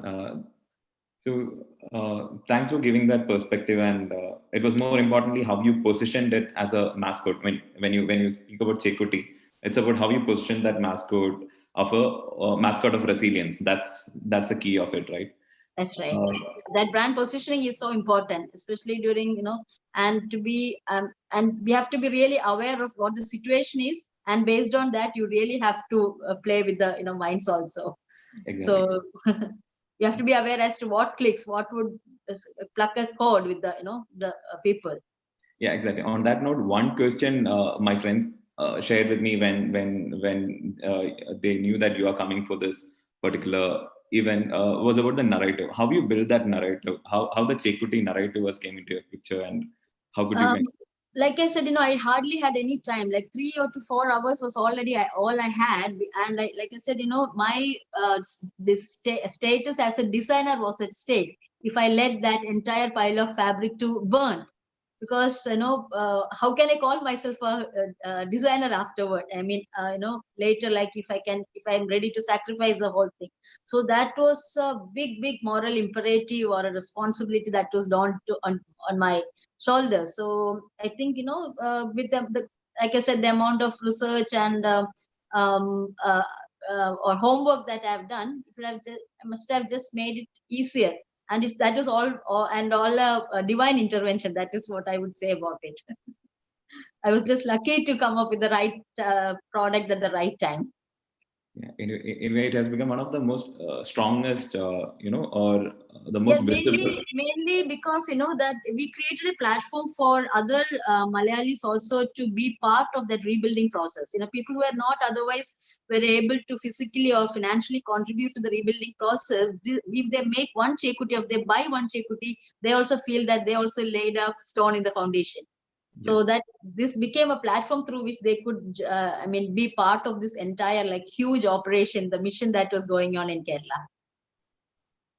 Amazing. So you have in fact redefined how social entrepreneurship or social impact space works in Kerala. To be very frank, I mean, you involve that participatory mechanism, involve all the. Actually, I think I apply a lot of design thinking when I do that. So because I think it is much of a human-centric solution to problems.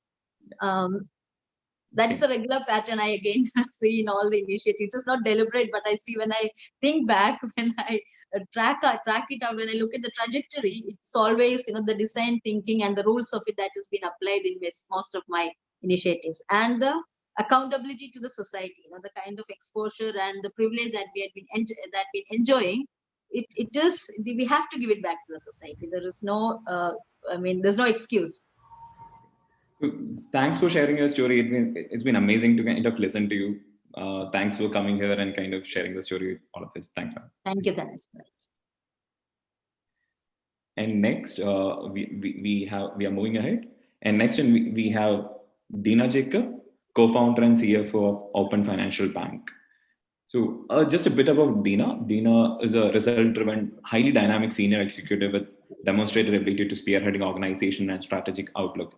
She has built and established finance team from scratch and has led teams across broad of functional areas like finance operation, purchase, operations, HR and performance management systems, and etc. And she's a highly successful startup founder who has raised 3 major VC funding rounds. And that itself is an amazing story to kind of listen to. Over to you, Dina, on raising capital for growth, please. Ma'am, you are on mute. Dina, ma'am? Sorry, apologies. Yeah. Thank you so much for the kind words. And I would say this has been an amazing learning session for me, despite all the great words you mentioned about, and humbled and privileged to hear that. But at the same time, listening to all the panelists and the entrepreneurs here, I feel so awesome that I got this opportunity to listen to you. So, now coming to the topic on the raising growth capital. So the growth capital, while it is the middle part of the capital raise, I would start with the initial part of it, because I've been into the startup ecosystem for the last 10 years and raising capital for, this is the 4th company I'm raising capital for, and I've been a part of very early stage onwards in terms of raising capital. And I would say the toughest part in raising capital is in the initial stage. So that's where I would start with, because growth stage leads on from there, in fact. So when do you need capital, or rather when you identify that you need capital? So that was the first question which always comes to your mind when you start a business. Because what happens is you have this natural tendency of capital raise means you have to have some sort of losing control, right? Some portion of it goes away from you. So the first thought is like, traditionally when we build businesses, it's always a question of you build a good business model, which takes you through operational success. It becomes profitable, and then it becomes a sustainable model in terms of returning money to you on its own, right? So that has been the traditional way in which we do, and which still is the best route if one can go ahead doing it. But with the kind of disruption in technology, the fast pace at which we are moving, and the ideation part of it, right? Especially when it comes to new, innovative, disruptive ideas, that's where we might find that capital is equivalent to the initial. If you say that traditionally for a power plant to be implemented, we need to put in around 3,000 crore, and then you start, reaping the benefit over the next 20 years. You have money that you have some kind of return over the period. So this is very similar to that. The investment you're putting into the company in the initial stages is something for you to take something, idea from the ground, take it off the ground, take it to a certain stage wherein you know that your idea, taking it out into the market in a minimum viable product stage, and figuring out whether this is what the market needs.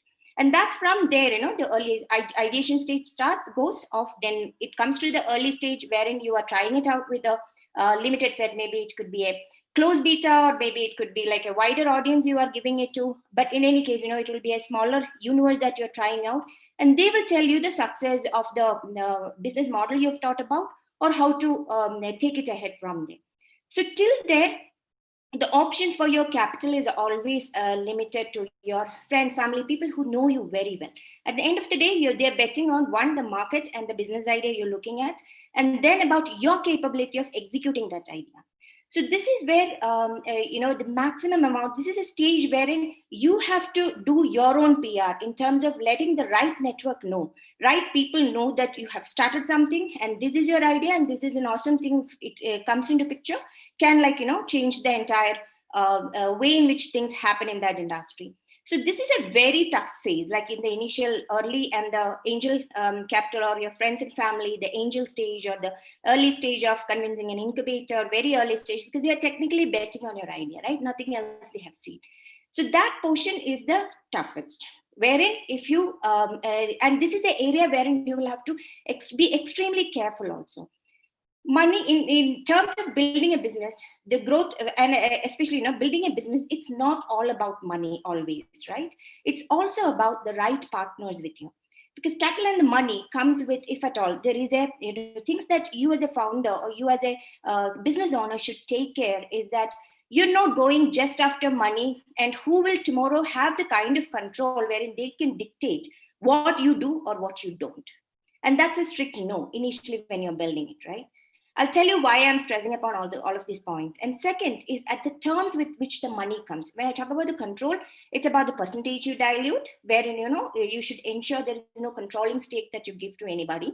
And second, on the terms, whether it is on the be a bot seat or be anything in terms of, something which they can dictate you, or certain things which they will tell you what to do and what not, which is technically known as the affirmative matters for that matter, whether they have percentage control or not.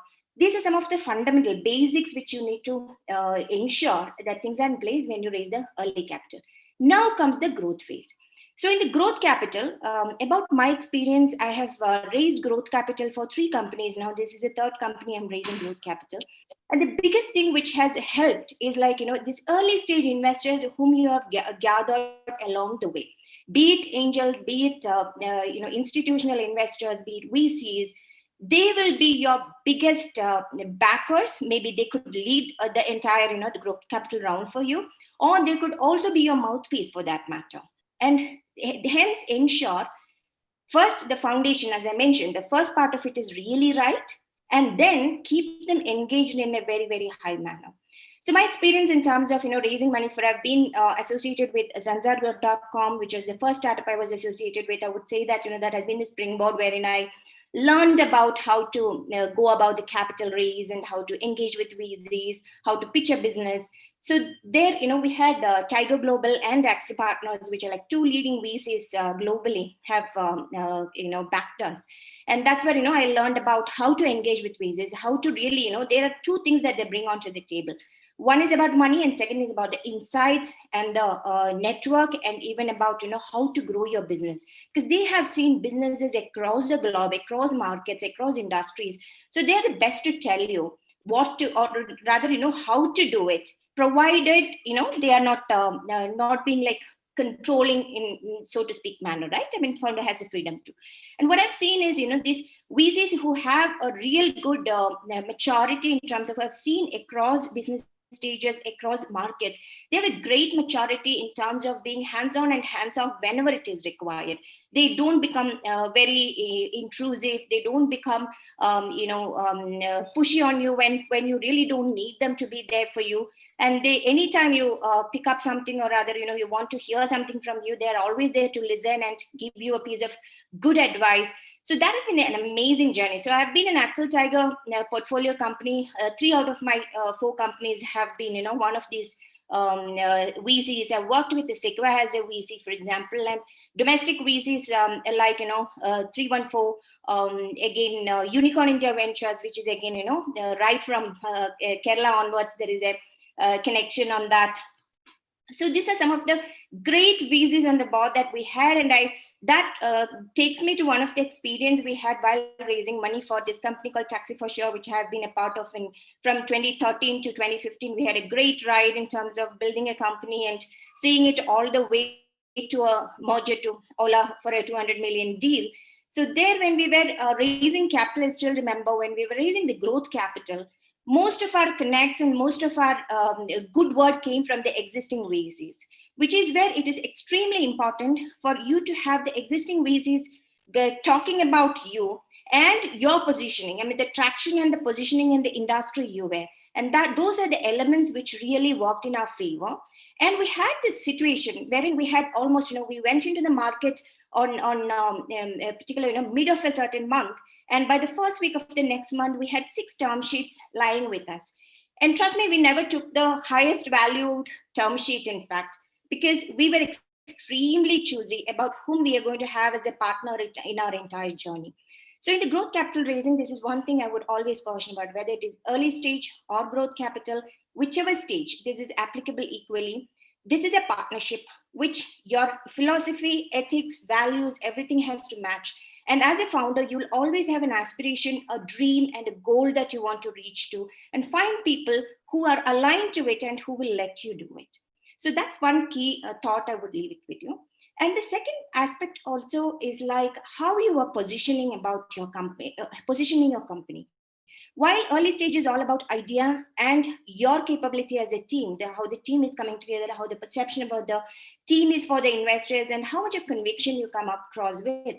Growth stage will always come with what have you proven so far, when what stage your product is, and what kind of traction and adoption is happening, which is where it is very important to have a clarity on your KPIs and to define them. And even more critical is to define which industry. Always remember, when you pitch to VCs, VCs or a PE firm for that matter, they say across industries, across globe.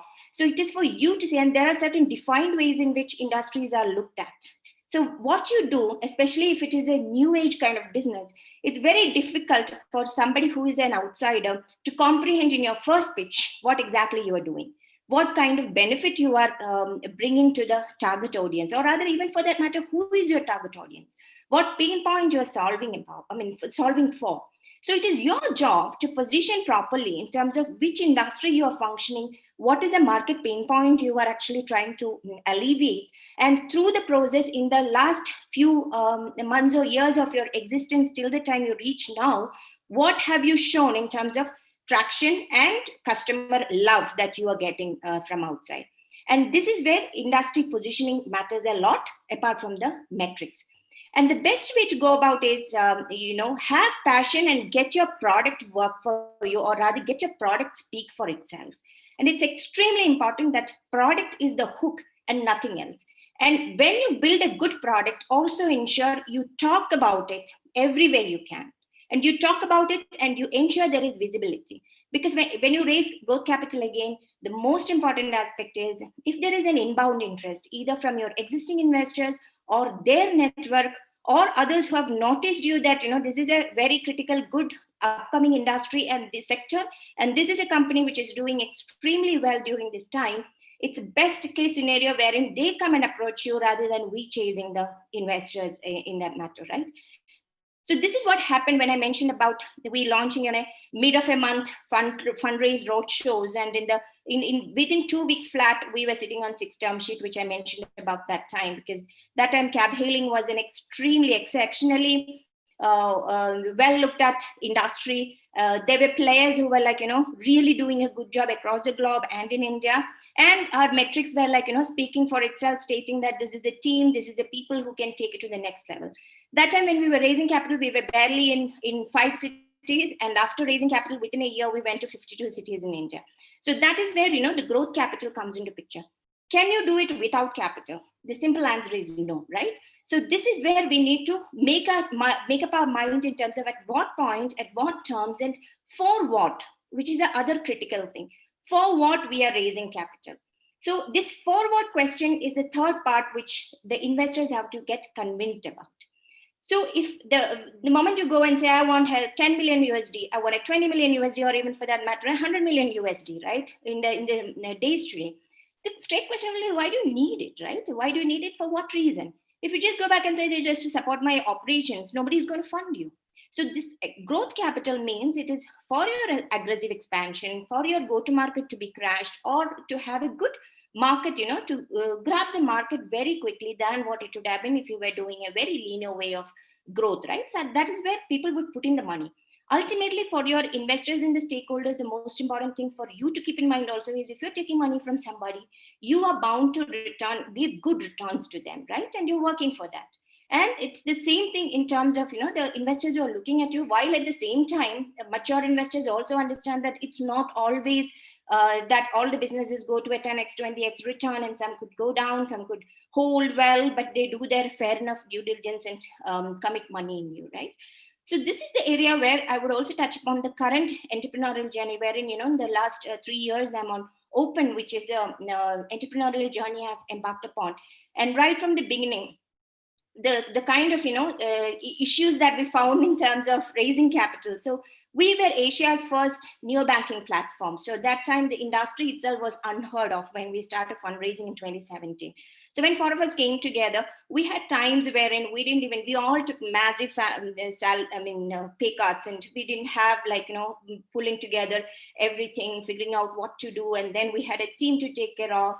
But we were so convinced this is something which we want to do, and we have been through in our past tense. We have seen as an entrepreneur, as being in startup world, we have seen how difficult it's for entrepreneurs to take it forward from their banking woes what they have, and we were like, definitely there need to be a tech solution, and we need to give back time to entrepreneurs so that they can focus on their business. So this was a single goal with which we started, and we had a whole lot of things to look at in the way. But when we initially started approaching investors, they were always like, what do you mean by neobank? What differently are you doing from a bank? What differently are you doing from, are you an accounting system? So there were multiple questions of this sort wherein people were not exactly understanding what the industry is. Then we had to draw parallels with what is happening in the West, what's happening in US, and what we are trying to do.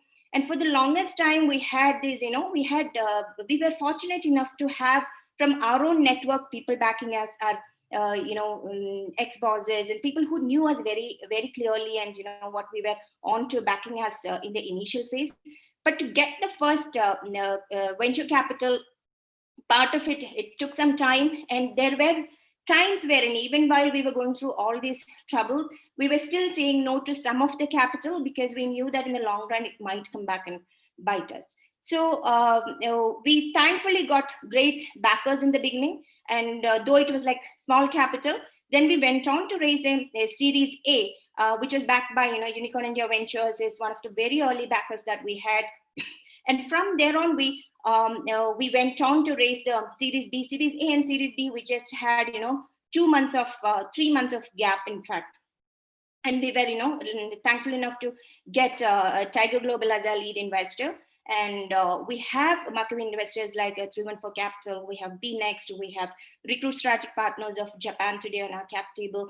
So all of them, one common thread was like they saw the opportunity or the sector, how it is shaping up. They knew from some or the other ways, in some way or the other connected with the founders who are on this and had some sort of insight into what we are up to, or rather what we were doing in the previous days, knew us very well. And then, went on to take the bet. And the journey had been amazing after that. But one thing I wanted to end this with as a note with you, sorry, fundraising is one area wherein you can face a lot of rejections, a lot of rejections.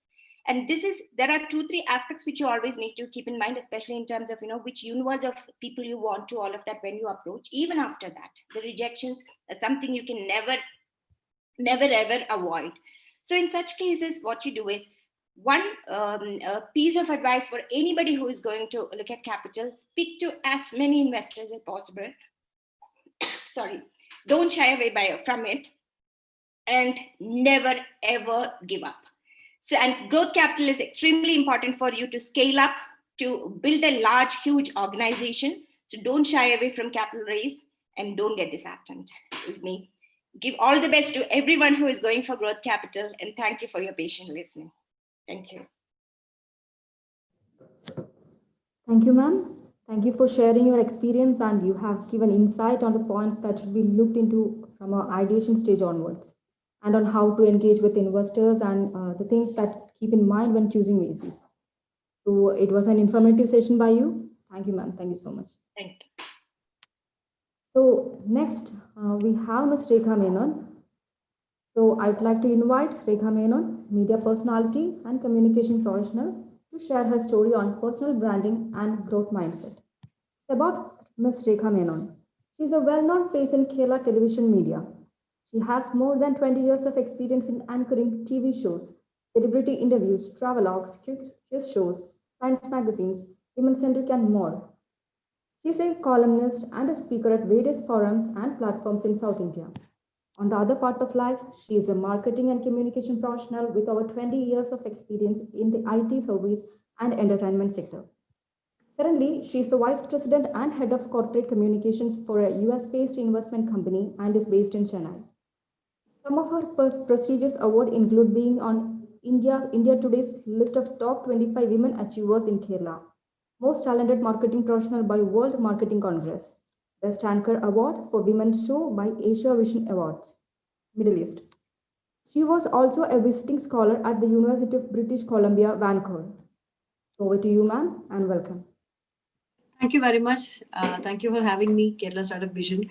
And I have to tell Dina Jacob, I was listening to her 20 minutes now. It was amazing. And I'm a lot of what you call interesting conversations and interesting tips she gave for. I'm also a person who really wanted to get into this entrepreneurial spirit, but it's not yet, I have to just move out of the comfort zone. So coming back to our topic today, I thought of discussing with you, all of you, on personal branding and organizational growth, because as most of the speakers would have spoken to you today about great idea and bringing out that idea to the perspective venture capitalists or anybody you want to bring that into, to make that a vision. How do you ensure that you are seen and heard? So I'll tell you my story, and then interestingly, I wanted to have, in such a situation where we have to just look at ourselves and speak in such a virtual medium. I really wanted people to have interactive sessions and asking questions to me. So anywhere, if you have any questions, please ensure that you can talk to the organizers and have a question. So, I'm a person who worked in corporate. Working in corporate for the last 23 years. And of course, I do have two lives, which is one is television and media life, and then other one was an absolute demanding corporate job in communication, in public relations, and in internal communication, and in ensuring that the branding of the company is more important along with the business. So how do I ventured in the personal branding space? And I always thought that when we always feel that there's happy employees are always I'm talking about a corporate stuff here, but where happy employees are always giving those proportional to ensure the branding of a positive branding outside. So you always look at how the engaged employees are and how kind of stories can be promoted outside. So this is where how a typical communication professionals look into when they brand the company, they brand the leadership, they brand their best practices, of course, for the customers, for diversity and inclusion, all this part. So let me now give you how to be seen and heard and how that helped your business. So let me start with the quote with a very famous author called Oscar Wilde. He said once, the only thing worse than being talked about is not being talked about. That means, you need to be seen and heard in situations where, you need to be, seen and talked in the right forum, so the right messaging to the right vehicle at the right time. We always talk about that. So ensuring that as a, the first part, I think that, sorry, one sec, I'm just taking my notes. Yeah. So what is, you always know what is a branding. Branding is basically, I think for a personal brand, it has to be likable, trustable, and the important part is trustable. An important part I always look for a brand is art of becoming knowable, likable, trustable. These are the 3 points I always look at for a leader to have, or even if you are an entrepreneur, if you are going to a corporate job, if you are a student. There are so many instances where you have to bring that element of your personal identity, and that identity is knowable, likable, trustable. And of course, when for a I know that time is very limited, so I really wanted to talk about how do we ensure the personal branding in helping your organizational growth. So how do you ensure you are seen in the right forum? So let me tell you, see, when I started in working in corporates, I was the only person in the boardroom because my area was a corporate communication and PR. This I'm talking about 10 years, 20 years, okay. 10 years, maybe not 20 years.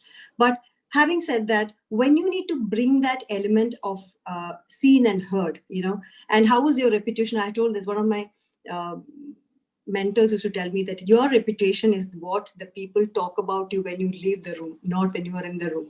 And that is always like a golden words to me, like, how do you perceive yourself? It's not about the way you dress or something, but the way you put in your ideas, and how do you ensure that ideas are stand. When Dina was talking about the idea, how do you implant that idea the best way communicating? And for that is what the art of branding or art of communication definitely plays a very good role. And when I look at personal branding as such, the importance is in the public space, not internally, but externally. So externally, how do you ensure that your brand is being known or trusted or likable? Or, okay, fine, I understand that person. Maybe for me, people recognize me in some part of the world. I'm a communication professional, but when I come to my home state, Kerala, nobody knows about my corporate job, but I'm always, yeah, you're the person who come on TV, right? I like your program. So I do have two levels of, the likable factor or knowable factor for that matter. So I think interestingly, your stakeholders become your peers, your clients, your employees as such, because the feel good factor, even your 10-member team, when you see I remember once when I, had a company meeting or something, there's a big town hall happening. I was handling it being in a communication. That day morning, one of our HR head was speaking about the best practices in a very famous paper. And the kind of engagement I saw, because people know that when you talk to 1,000 employees, you understand that what exactly is going to talk about, right? Because it's basically been in the system. But somebody writes about it, and without being in an ad, that becomes a bigger, knowledge factor and feel good factor for the employee. So you will say, what is the difference between, a PR, a marketing, or an advertising? So there is usually I always tell this, if a young man tells his wife how handsome, smart, and successful he is, that's called advertising. But if the young man tells his wife, she's intelligent, looks lovely, and is a great conversationalist, he's saying the right things, the right person, and which is marketing. If someone tells the wife how successful your husband is and conversationalist and being a thought leader in the industry, and that's called PR. So this is 3 elements I always bring in my conversation. So when people say PR, it's not like the paid PR and talking about it. I'm not talking about that. But PR for me is not public relations. It's sometimes also called personal relationship. How do you build that element to it? So I think to the start of, I remember one of the quotes also I need to talk about, where is it? Yeah. So why do you need a personal relationship or in a public space? Why do you do that personal branding?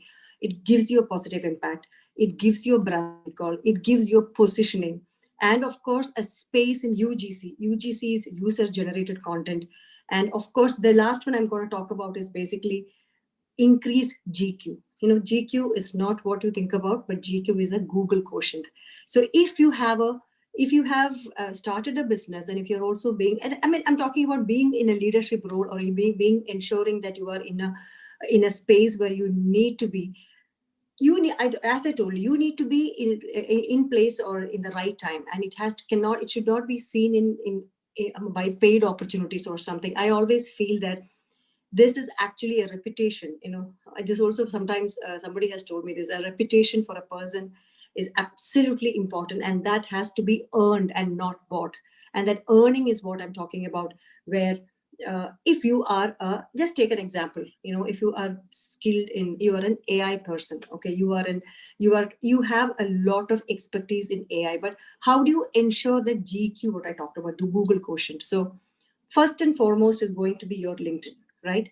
So you put in a LinkedIn, a post maybe around 300 words maximum. LinkedIn may not have more than 300 people won't read. Then you can always link to your website where you have a white paper published there, right? Then you also do have one of this conferences you spoken about, that link can be there. Then comes another smaller quote where sometimes the Times of India or an ET or a Hindu Business and a Mint reported you. I'm talking about these are the inserts which basically gives you a long list of things which are spread across Google in multiple forums and public domains.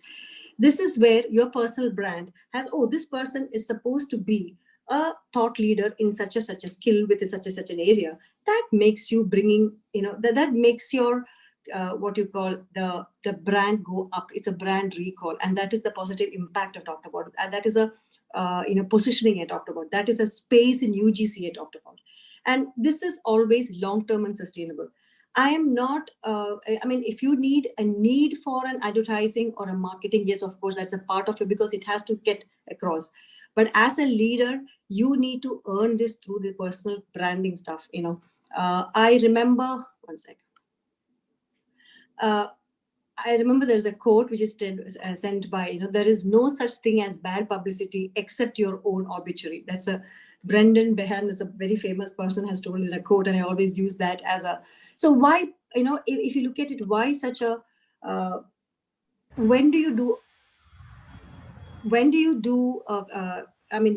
and where you should be doing it, you need to have a strategy on, you cannot push everything about you. It's not like I, me, myself, but it has to be a subtle branding for a person and seen in the right forums like this. Ensure that you reached out to multiple domains and multiple walks of life where your ideas are needed, and there you get it. It's not necessary that you need to be all the time across everywhere with your face. I'm not talking about that, but subtle branding about your idea, about your strategy, about your communication channels and your relationship management, that gives your competitor advantage. And also evade negativity. And that absolutely, even if your company has a PR stuff, but when you have a personal brand, that definitely helps you, because it becomes a more and more easier for you to establish, because your individuality or personality speaks about it. And I think art of a good PR, when you talk about it, I have done this personally for multiple CEOs I worked with. So I always look about a persuasive storytelling. It's not that giving you the variety of news and the cheat sheets which we have for the company, but we always talk about and giving a storytelling on where were we and what is the background. So maybe sometimes it may not work for a particular type of I'm talking about the media articles, but the proactiveness and you as a personal brand working as a social scientist, that's what I always talk about. It's like a spin doctors. You help bring elements of your different, not only about yourself, but your strategy, what your plans, what your growth plans, what are your best practices. All these should be elements part about when you're in a public forum, and talk about it and practice it. Ensure that you have an elevator pitch. I always talk about, if you are young and you've started a business, this is what we always hear, that you create an elevator pitch. Elevator pitch is you enter an elevator and the elevator goes from the first floor to the down floor. 10th to the ground floor. You would have had a 1 minute of pitch ready if there is somebody in the room, somebody in the elevator asking about what you do. And that person could have been your prospective customer or anything like that. So this is where you need to have multiple pockets of information about you, and you need to brand it in such a way that, and not everybody carries your, the company profile and resume, but this is where you always make sure that you are seen and heard. That is where I talked about earlier. The reputation is when you leave the room and not when you are in the room. So these are the, some of the things I wanted to talk about. I'm happy to take questions, and then we can have share experiences, because otherwise it will be like a monologue and I'm talking like an all India radio. But please talk to me and let's have question and answer session. Yeah, amazing, ma'am, Dhananjay. So there are a lot of questions, in fact, coming. There are a lot of people want to talk to you and kind of ask a lot of things. And yeah, I'll take one question, since we have an event called the freelancers. Like, okay, what are your tips to a freelancer who want to start off their freelancing journey more as a story writer or a content writer? Any anecdotes? It's the best time now. Look at the LinkedIn. Thanks to, sorry, I can't say thanks to Corona, but still in the COVID time, I have seen, like, my husband is a professor in journalism, and he has got a lot of students coming out of his college, and he was telling this is the right time for freelancers to start, because there's so many opportunities, groups. And I know my colleague's sister, she's just 22 years old. She just got out and she just sent a synopsis to one of those groups, and was picked up by a US based company, and she's writing for them now. And I do not know how they pay and all, but if you want to be, most important, this part is writing, and I do not know whether when we need to ensure that you need to write every day. If you're a freelance writer, I always say there is nothing. It's like no expenses at all. You can just write every day, and so many places you can put that as well. When you go for an interview, what have you written? What were you doing? Do 5 links in WordPress and give it off. That creates a lot of impression. I remember the small anecdote from my niece who is living in London, and she used to call me because she's a communication professional. So we keep reverse mentoring, everything happens every day. So she told me, I wanted to write something, but you know what? I don't know what to write about it. So I said, why don't you write anything about your roots, which is Kerala, which is in Thrissur, a small village. Write about it. And this may be an interesting part for your part of the world, because she's a Dutch citizen working in London and having broken Malayalam. So I think, why don't you do that? She did that, and she got the first job based on that. Not now, right now she's not doing the blogging, but she was saying that idea about her observations about human being, and they were like I don't know what kind of company, but they're into aligning with people or people management or something. So she was picked up as a communication professional. So this kind of things comes in, so that means there is no way you can all the time write, and so many avenues for you guys. Amazing. One request to all the participants here. We have 4 minutes. Please post your questions in the Q&A tab. I'll put that across to Rekha ma'am. Ma'am, again, it's amazing. Please call me Rekha. Yeah. Ma'am, please avoid ma'am. No, it's fine. So again, something I personally am a fan of yours always. I mean, I think I told you this in the last time when we met in the ID Summit also. So since this event is happening in Kerala, can you share a story in Malayalam? I mean, maybe it's something amiss is you not speaking in Malayalam seems like. Okay, I miss really, yeah. What story you want? Maybe a story, any anecdotes? Okay, there is one question also coming in, I guess. Now we are planning to start our music and okay, just speaking about the story thing, maybe how you start off. You spoke about you being the only person in the corporate boardroom. Yeah. So any interesting anecdotes from that perspective? Yeah. See, it is interesting. I mean, you have a particular job. I started working in first Asianet. I was 50 men and 2 women. And I studied in a boys' college, which was like around 3,000 boys and 2 girls. So I'm so used to that field 100%. So I'm very comfortable. So it's interestingly, I not have a problem with that. Gender any problem. Men, women, and others. I have no problem because I work with all kinds of people, especially when you're in a TV anchoring space. There are 29 men. Once I counted in Kairili, 29 men, and I'm the only woman. They don't have any. I became one of those guys, So there's like 30 men at the end of the day. So I have not had any problems being, I'm the only person. They used to get scared of me. They used to be, I mean, I was like a tomboy all the time. So I had that no problem because anytime my interesting part is that, yeah, I talk sense, most probably not all the time, but sometimes I ensure that my ideas are always, I speak. Even if it's an ignorant, stupid question, I speak and ask, why is it like this? Let me tell you, right now, when you're growing old, maybe your questions are a little panda, but when you're young and then, no, I have to ask this question. This is what. So ideally, some of the questions, I remember one of the questions I asked a CEO, he remembered my name later because when he joined from another big billion-dollar company and he came and joined us and I asked one question, what is the unlearning you had to do coming and joining this firm? It was a pin drop silence. Everybody looked at me. It says, Rekha Menon is going to be a CIO. What is CIO? Career is over. But no, he just started laughing and there's so many, he remembered my name later. So interesting. And I'm going to life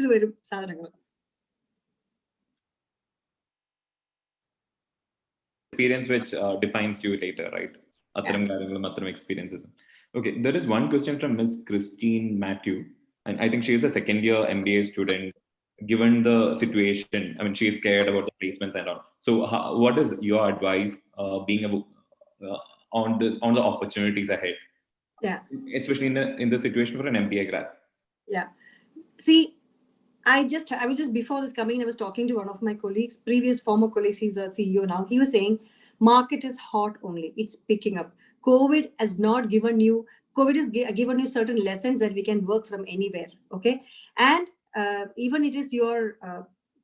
I do not know about the campus placements and everything, but interestingly, that is what I'm talking about. If you are enough what you call interesting facts about you and you talked about it, you're well read, nobody can say no to you, because we need people. It's not that we just COVID, so many people have lost job, but market is coming up. That's what I'm told. And interestingly, I'm looking for writers in my firm, so that kind of an, we are taking around 1,000, 2,000 people, not from this area, but interestingly, business is there, the market is there. India has shown a great support. I think I'm telling HR people are telling me that India has shown a fantastic resiliency when towards COVID time. So this is going to be a good time for you guys. Don't worry about it.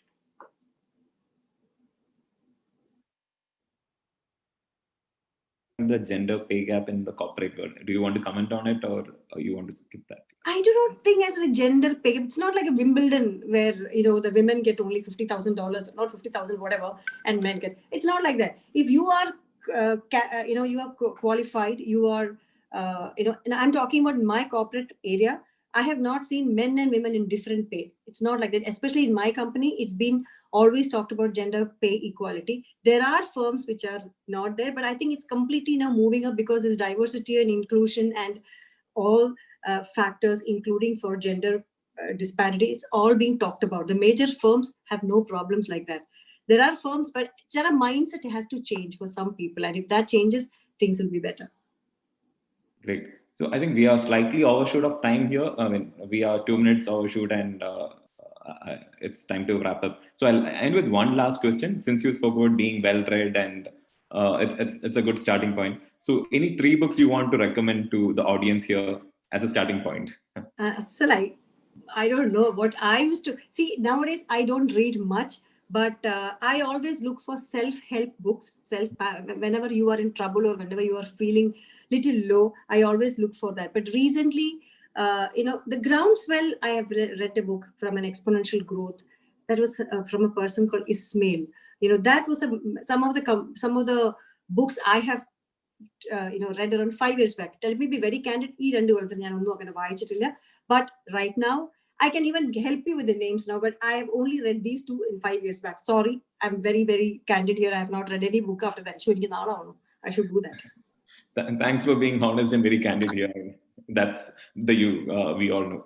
Thanks, man. Thanks for joining us, and it's always thank you. Thank you so much. Bye-bye. Thank you. Bye. Now, since the My Story session is over, we are moving again to the panel discussion. I invite Ms.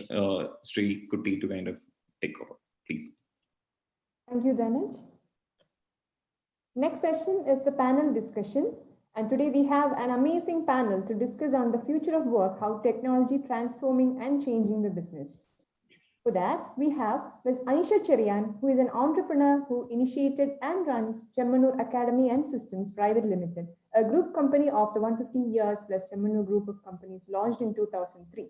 As a leadership trainer, Anisha is passionate about conducting specialized training programs to senior managers and decision makers of companies. After an in-depth study of the company's needs and its challenges, she creates long-term training programs, which also includes monitoring and follow-up of its execution.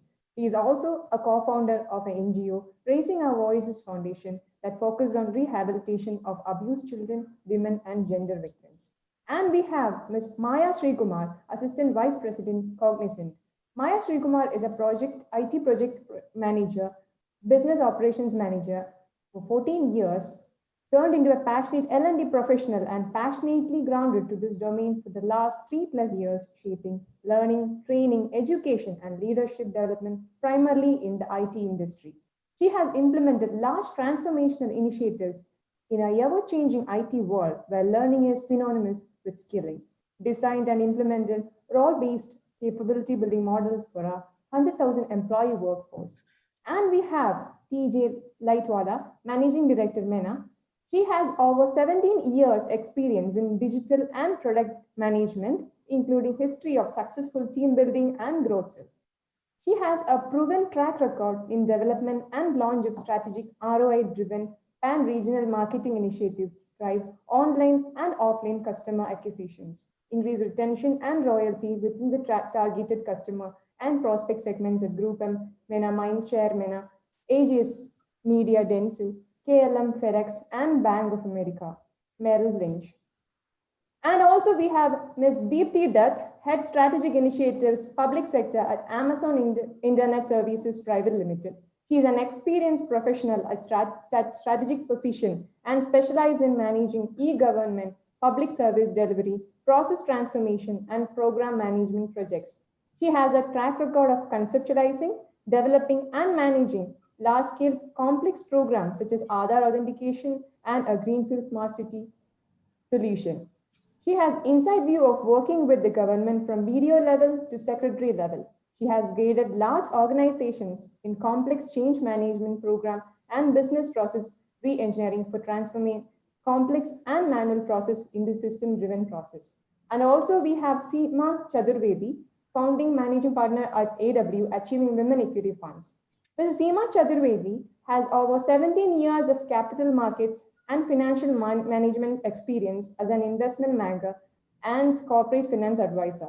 Currently, Ms. Seema is working for the achievement of women enterprise for building communities of economically empowered women to promote gender-balanced economic growth.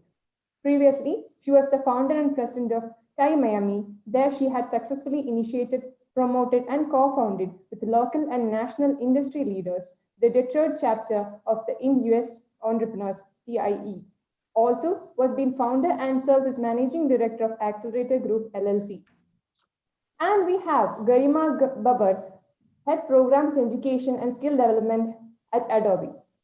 Garima Babar heads program for education for Adobe India and the South Asian region. She has a rich experience of 20 years in the field of education and skill development. She works extensively on policies and programs for K-12 and higher education to help develop new age skills of students in latest technologies. She leads Adobe Digital Technology Academy to build employability skills of students and advises universities in digital transformation. She has recently launched a new program in India, Adobe Digital Disha, to foster digital creativity skills across all educational institutions in India. So, welcome all of you, and Ms. Anisha Chirian is the moderator for this session, and I would like to welcome Anisha Chirian, and over to you, ma'am. Thank you, Srikuti, for those introductions. I really appreciate, it's an excellent panel that we have today here with us. So let us make the best use of this panel. And also, I'm expecting the audience to, ask questions, because this is a very eminent panel and we have to make the best of it. So put your questions in the chat, and end of the session, we'll take it up. Now, the topic we have is technology transforming business.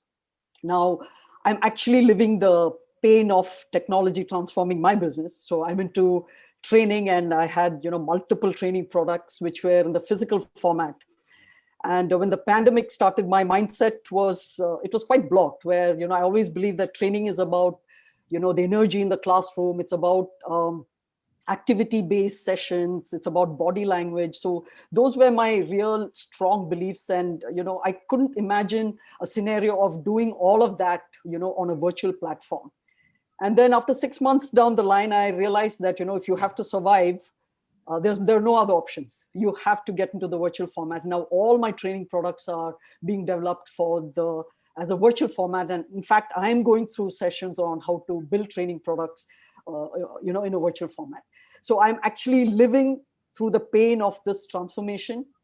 And more importantly, it is, pulling yourself out of the comfort zone and, facing, the innovations that is happening around you, and, looking at it and transforming yourself. So the first two questions, I would like each of the panelists to answer those, the first two questions. So first one is how the pandemic is changing the future of work. And the second question is, which specific areas has the pandemic brought digital transformation?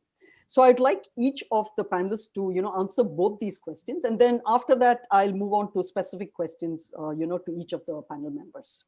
Okay. So we can start with Maya. Hey, thanks, Anisha. Thanks, everybody, for this opportunity. Anisha, I empathize with you on what you went through when you had to digitize your entire training. That's exactly what we went through in Cognizant when we had almost like 6,000 trainees in classes, and we had to move that in virtual. But coming to the question that you asked on when you talk about future of work, no, the way I see is there are 4 components when you talk of work. One is the way we work, which is like how we do what we do. Then the second is the tools of work, like the systems and applications and processes, etc. that we use. Third is the issues with work. How has it changed, right? And fourth, which is very close to me, the topic that I like to talk about more is the meaning of work itself. So if you think of what has changed in all these, I'll just touch upon 1 or 2 things. The ways we work, there are some irreversible changes. There is not going to be this 8 to 5, like 8 hours, 5 days a week kind of a job routine anymore. At least in our organization, I'm sure you're reading about it. In a lot of organizations, things have changed where it is moving to a more flexi work. You could work at any time, and that's what we're all doing now.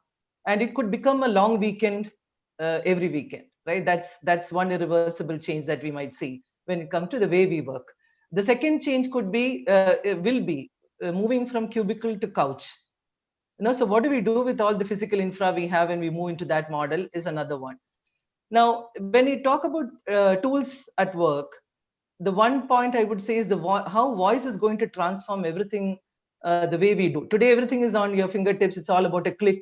It's about click of a button. But I believe that it will all become a voice-based change eventually. Issues with work, there are multiple things that we are going to face from what we'll see that. But the primary thing I believe is moving from a free Wi-Fi to a Wi-Fi free zone. Today, work is all about, no, you want Wi-Fi everywhere, but I think that's going to change. And maybe Kerala, the God's own country, might one day say that, no, come here, this is a Wi-Fi free zone. No, that could be a change. Coming to the meaning of work. Now, here is where I would say there are 2 or 3 key changes that are going to happen from a future of work perspective. The one is multiple careers. Today, it's a very sequential model of get educated, get into employment, develop a career, work for 40 years, retire, another 10, 15 years of retirement and die. That's going to completely change for 2 reasons, right? One, because of the continuous technology evolution and impact of technology on every aspect of work, a lot of work will not be there. A lot of kind of work will not be there, which means you will have to continuously upskill and reskill and find a new career for yourself, even if you like it or not. And the life expectancy itself is changing, right? You will not, it's not that retirement is going to be 60 years. You would want to retry multiple things. So you will take a 10-year career and then you will start something new. You might take a sabbatical, learn something new. So that's one big shift. And the last one I would say is, instead of following someone at a work environment, it will be all about an environment where you can speak your mind, where language barriers won't exist. Today, it's like everything has to be in a certain language because our customer will understand that. But because of technology transformation and things that are changing around us, I think the whole speaking your mind and environment that gives that kind of freedom for the young employees, the millennials, the Gen Zs, I think that will take a lot of precedence. With that, I'll hand over to the next panelist, Anisha. Thank you, Maya.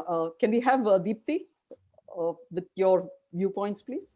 Yeah, sure. Thanks. I totally resonate with what Maya mentioned, and just want to add a couple of more points.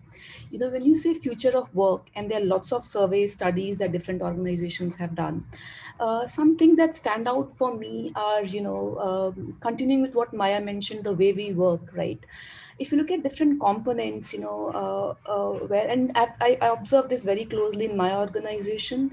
And given that I work a lot with government customers, even in that sector, I'm seeing this transformation that, more and more everyone is getting comfortable with online way of working. There have been studies that say that have asked people that, do you really expect that business travel, when will that resume to pre-COVID levels? And almost everyone, almost 100% vote say that it will never return to the pre-COVID levels. People will continue in this remote working, remote meeting, remote kind of mechanism, which people are getting more and more comfortable with. That is one huge change that I see in future of work, that the entire remote concept is going to remain here for a much, much longer time than just pandemic period. Second key observation I have on future of workforce, like what Maya said, that you'll no more really have this 8 hours, 5 days a week kind of a concept. According to me, that's also going to pose different level of challenges, different different kind of stress levels, because unless we are very conscious about drawing boundaries, unless we very categorically call out that this is when I will shut work, that because that the line between professional and personal world is really blurring. Instead of work from home, many of us say that we are living at work actually. So I think, and given that work from home, this entire remote concept is going to remain for quite some time.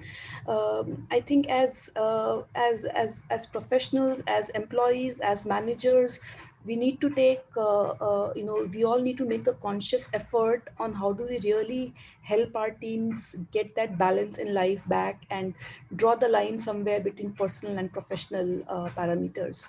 So, from future of work perspective, I see these two as key things to watch out for. That remote work is here for long term. Remote meetings, etc. will be a business travel will not resume back to normal. And how do we draw these lines? And I think, especially since this forum is focused more on women, so I think from women's perspective, I feel it creates a very different set of challenges.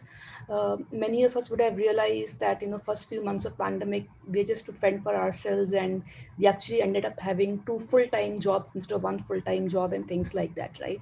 So I think it's all the more important for women. There are two ways to look at it. It creates upside for women because those who wanted flexible timings and did not have so much of convenience in traveling, etc. So it makes life easier from that perspective, professional life easier from that perspective. But the stress it's going to create, how you balance out between these two things. Now, talking about the second question, Anisha, on which areas do we see digital transformation? One interesting thing I have been observing is, and since I have been working on IT strategy for a very long time, the digital transformation focused on employee engagement, on how, and how you enable employees. Until pre-pandemic, that used to be like kind of least priority for any organization's digital transformation. People wanted to start off with customer engagement transition where it impacts your revenue and cost. They wanted to work on that. But kind of, employee engagement, digital transformation, that kind of came last. But now if you look at the way industry is changing, and if again, a lot of reports that point out, as through McKinsey report, which says that now the topmost priority has become the employee engagement, digital transformation for employee engagement itself. That according to me is a sea change on getting just focusing technology for customers. Also now you're focusing on technology for employees, and what you said, the training, etc. That pretty much falls in line with that, right? That how do you really create a better environment from employees from that perspective.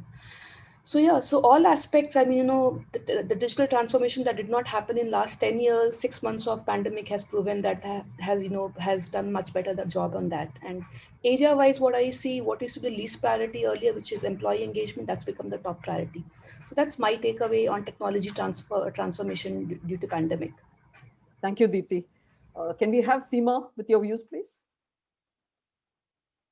Sure. And Shrikuti was very kind to say that I have only 17 years. I've actually been doing this for 25 years, but that's very kind. And just to clarify, I'm founder managing partner of AWE Funds, which is an equity fund investing in innovative enterprise to promote gender equity. So Rekha and I have to have a chat because from our vantage point, there's actually steep inequity, given that less than 3% of venture funding goes to women businesses. So it cannot just be suggestive that there's only 3% or less than 10% of women businesses globally. So that is a discussion that we can carry forward. But from that vantage point, to answer your questions, Anisha, specific to future of work, I'm a firm believer in never letting a good crisis go to waste. And we've done some good work. I'm also founder of our foundation, where the mission is achieving women enterprise capacity building. And we do build upon a 4-year program that we led with the US State Department in promoting women entrepreneurship in India, where we helped 575 women businesses from 20 states, 106 small towns. So that is where my comments come from. And the crisis has been phenomenal in terms of affecting everybody, but we also are very optimistic. And I'm not the only one who's optimistic. We did a joint survey study with Bain and Google, and 90% of our respondents, and we had over 350 women or business owners, said that they feel optimistic now. Nobody's trying to downplay the challenges that they're facing, but we see for the first time remote work and work from home being taken as legit, serious, creating economic value kind of work, as opposed to, oh, it's just a hobby and she'll, run it as a side gig. It's very humbling to have men say, oh, actually you can do real work. By the way, it's extremely tough to work from home. So I think that recognition has been phenomenal. And I think from a standpoint of promoting gender parity and gender equity, I think that's going to be transformational. With respect to how it'll change, what we're noticing are the companies that we are looking to invest in, and the companies that we've helped. For the first time, the whole concept of I've graduated 10 years ago, so I don't need any more gyan, has changed phenomenally. The focus on continual learning of saying, and what Deepti and Maya said before, learning on, hey, I never knew what AI was. I never even thought that was relevant to me. Now saying, I better get on and learn this fast. So the focus on continual learning to grow and survive is here to stay, and that's a very positive thing. The second thing, so by the way, I echo everything that was said before me, but I'll just build on in interest of time. The second thing that we are seeing from our vantage point is global connectivity, where it does not matter if you're in Hong Kong or in Miami or in any part of the world. If you're willing to wake up in the middle of the night and do work, guess what? The market is the world. And so that level of recognition that I could be sitting in India and run a global operation. I mean, let's all look at White Hat Junior. What a phenomenal success story, right? And that'll transition to my response of where we are seeing the areas of change. But global connectivity and the recognition and the power within that global connectivity that can be tapped with digital solutions is phenomenal. I do want to caution on two incremental points that Deepti touched upon, but I'll call it out. We are seeing a serious issue with mental health. And it is not something that should be brushed under. And in our models of working from home, we have to take due cognizance of the need to focus on this challenge, because, and it links with women extremely urgently, is because in our survey study, we found there is we all know this, women do 66% in India, 66% of the unpaid work compared to 12% of what men do.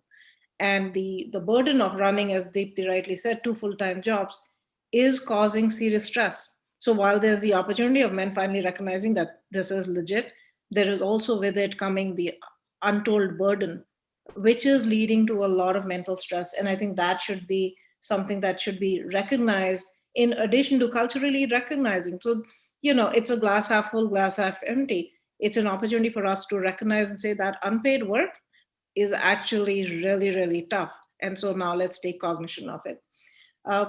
Moving, so, future of work, to recap, for me is going to involve everything that was said before me, but a focus on continuous learning and the ability to look at the world literally as your oyster, as in a global market. With respect to where we are seeing areas of digital transformation, CRM, interestingly, women businesses were getting on to CRM, and I agree on the employee engagement, but I'm seeing more and more, and I'm talking about the broad brush. There was a lag in adoption of supply chain technologies. And especially if we look at 5 sectors, health, food and agri is big, health tech, ed tech, clean sustainability, and fintech. And we are noticing, especially in the food and agri, which is a massive sector, women actually wake up and say, oh, I did not realize I could employ technology in supply chain optimization. And we're seeing that as a big, big area for them to push on, even though it's been there for the past 20, 30 years. specific to women businesses, that is an area we're seeing a lot of focus. Thank you. That was really good. Garima, can we have your points, please? Thank you, Anisha. I really want to build upon what Seema, Deepti, and Maya have already shared. Thank you so much for sharing your thoughts about it. Coming to your first question, Anisha, it's how pandemic is changing the future of work. Well, we are all witnessing and experiencing that every day. But if I were to probably put it in two separate buckets, I will put it with people and with processes. From a people perspective, I think all of us have become more patient, more compassionate, and three cheers to that. And and somehow, this we needed something like this pandemic to really, show that yes, we're all in it together and we feel for each other. And if somebody comes up and, hey, I'm not feeling well, there'll be 10 SMSs, 10 WhatsApp messages. I hope you're okay. And I think this is something, that the world needed. And I'm really glad that finally we've got there. And, on a personal side, I feel that, now earlier I used to think about work-life balance because I used to travel a lot. But now it's more about how do you integrate work and your daily household chores into it so that you become like a super mom or a superwoman at work. But nobody needs that tag. We know that we are good in whatever we are doing, but it's just that focus on quality rather than quantity and what is important. So that's been a great learning for me. And I try to practice that every day. On the process side, and of course, I handle education. So most of my conversation today is going to be about education and skill development. But yes, I feel that every sector has been impacted, especially hospitality and aviation. And as Deepti rightly put it, we are not getting back to normal. Travel will not be the usual travel the way it used to be. But it's okay. Our life can hold for at least one year. And it's important for all of us to be healthy rather than work is going on. You look at banking and finance, you look at, of course, education, you look at any other sector, they're all booming. And thanks to digital, and thank you to Corona for helping us accelerate digital transformation. When I talk about education, so we've been doing, it was like a sudden shift, an overnight shift when you have a lot of workshops, lined up in all your schools and colleges, and suddenly the team is working from home. All our partners, are unable to travel. So how do you bring those students, those teachers online? But honestly, it took us just a couple of days with the help of tools, with the help of digital, adoption, which these schools are going towards. It just took us a few weeks to get them all online. And even students learning continued, and that's been a big advantage of digital transformation today. I think even during summer vacations, a lot of teachers were still taking classes. So I think thanks to the Wi-Fi, thanks to all the digital, things which school leadership have been taking into. And at the same time, when I talk about specifically from a skilling perspective, earlier there was a notion that skilling could only happen in a brick and mortar, facility. But now it's getting online. We just launched a course in partnership with NASCOM Future Skills on experience design. And we always thought that, okay, this is one skill which can only happen within a classroom. But the amount of responses that we have got for this course, and everybody is getting online and doing it, I mean, that's truly amazing. Even teachers, for that matter, they are utilizing their post-online classes time to upskilling themselves. We launched a new program called Adobe Creative Educator. And, they love interacting with global educators, and India has the maximum participation.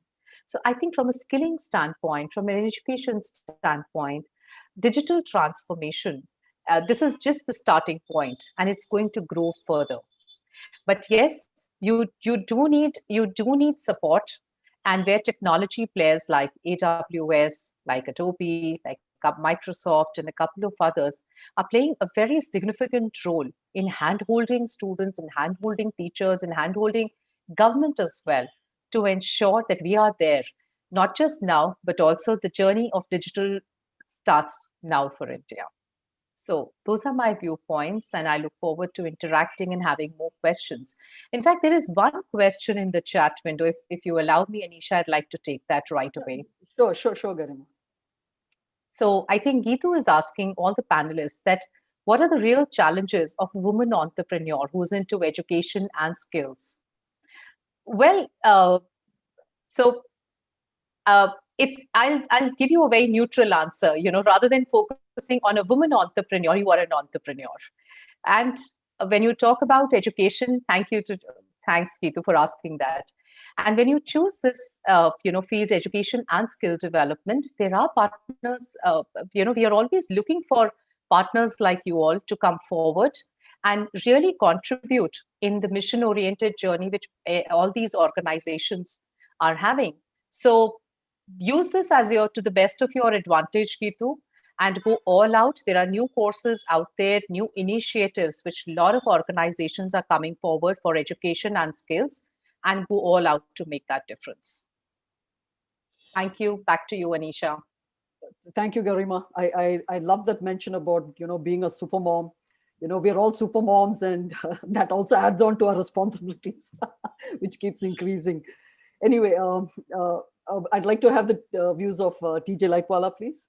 Yeah, thanks. Guys, I don't know what additional I can add to all of the rich, interesting points that you have already made, but from the perspective of where I come from in terms of my experience, I can say that some of the key learnings from the COVID-19 have been really, and I think it was Deepti and Seema both mentioned that how do you put the human and the socio-human behaviors at the top of the agenda? Because a lot of people our work was very much into physical meetings and getting into boardrooms, huddling over coffee or lunches, and that has completely changed the dynamic of how we work and play right now. So the idea of being emotionally intelligent during conversations, to lead and collaborate with teams during different facilitated streams through Zoom or through Teams at Microsoft have been interesting, but they have also been an acclimatization curve that has taken place over the series of time that we've been there.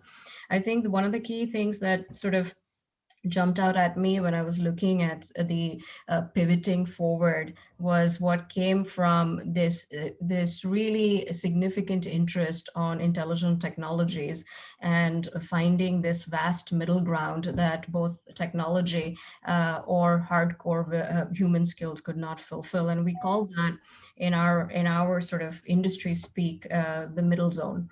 In that middle zone, there is an opportunity that we have found that we need to create and pivot against. And a lot of the companies that have been, especially if you look at retail companies, they've been digital transformation shy, have had to significantly really graduate into digital transformation and adoption of certain things and processes, because we've all sort of moved online somehow, some by design, some by default. And that adoption has taken place very quickly. I know from our company's perspective, I'll give you one key example, which actually is quite interesting from the perspective of what we've done. Is we'd worked with Microsoft as one of our key partners at Accenture to implement Teams for one of these companies, which is a government organization. I'll take the name. It's a UK National Health Service, where we almost enabled 1.2 million people to communicate and better communicate, to connect and better communicate over Microsoft Teams over a course of 7 days.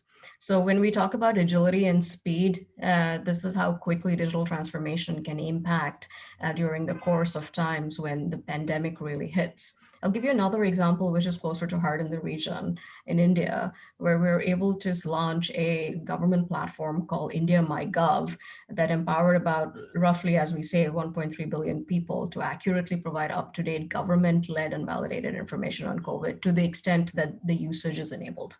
So these are the real examples in which you're able to sort of close the gap when it comes to communities, people, societal differences, when it comes to how pandemic has really affected the lives, and also using intelligence and technologies to bridge the gap of where we have become. So I'll call those two out in the interest of time.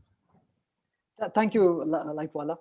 See, we have very limited time, so I'm just going to, ask specifically to each person one more question. Okay, and then we'll just have to move forward. So, we'll have to make it brief, actually. Okay, this is to Maya.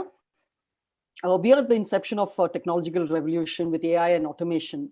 Now, what are the job skills you think the youngsters need to pick up right now? See, when you look at from a technology perspective, I would say cybersecurity is something that is going to be at the prime of every technology organization. Right? Every company will need a huge or a large set of cybersecurity professionals, and that is not available today. So I would say that is one of the top of my recall on the skill. And the other things like data analytics and the data science, everything related to data and analysis has been spoken about. The second thing I would say is critical thinking, problem solving, and decision making. Right, all the three are equally important, and presenting your point of view based on that. Today, I see that as a huge challenge with the fresh graduates who are joining. And there was a question on what is demand for fresh talent. And companies like Cognizant, I'm sure, Accenture, TCS, all of us are recruiting like 20 to 30,000 freshers. And one thing I see as a big gap is the ability to think and apply that thinking to solve a problem and make a decision and move on from there. I would say these are the two things. In interest of time, focusing on cybersecurity would give a lot of opportunity for youngsters, and focusing on developing a point of view with critical thinking mindset. Okay. I'll jump in there, and sorry, but Maya's point really rings home for me. And cybersecurity is one of the key things that we're noticing across the board. We're actually investing a lot of money in cybersecurity, and one of the key points of digital transformation is truly making sure that as we move from a physical space, the cyberspace remains secure. And that's been a tremendous acceleration towards understanding how your data is secure, how your information is more secure. The other part I'll say in terms of youth and specializations where youth need to really think about is cloud first.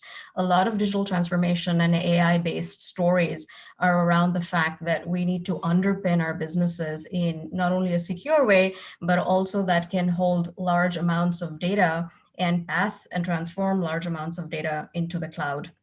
And so to have a cloud first approach is equally important. And third, I would say is the culmination of innovation in interactive services, which I believe one of our panelists has mentioned the role of experiences, employee experiences, but also customer experiences, how you can innovate and interact with customer experiences to bring a 360-degree level of understanding with how brands can connect better with their business. So if you're thinking about how you want to head from a youth perspective, which are the fastest and the hottest growing areas from the perspective of where you want to land, where you'll find it easiest to land, the career of your choice will be in one of these three dimensions.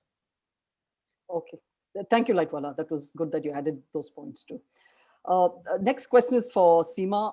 In what specific areas are the women impacted due to the pandemic? Seema, you would have to make it brief, really. Yeah. Look, any business that was entirely offline clearly has been impacted. And so the shortest answer is all the women businesses that were offline, and traditionally majority were deeply impacted. But what we are seeing is change. So, in all the 5 industries I named earlier, there is a rush to get online and do it ASAP. Is that short?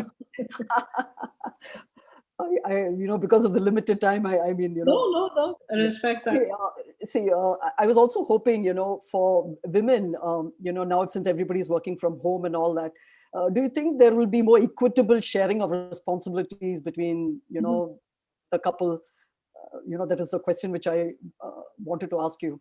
I don't know if you. Well, yeah, so that's interesting because that's obviously a personal power dynamic between couples. But like I said in my opening remarks, I think there's now hopefully a recognition that it is legit to work from home. It is legit to actually see the amount of work that goes in running the home and the unpaid burden, which is 3 times in India compared to, say, 1.5 times or at par in the Nordic region. There's due recognition of that.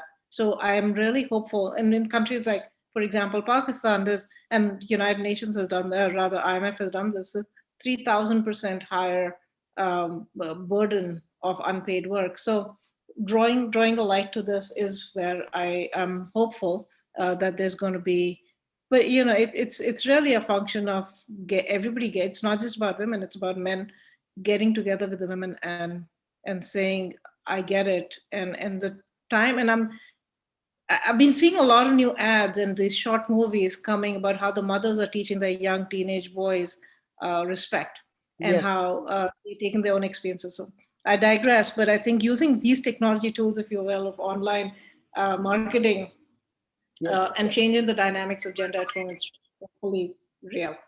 Anyway, thank you, Seema. We do have, real short time.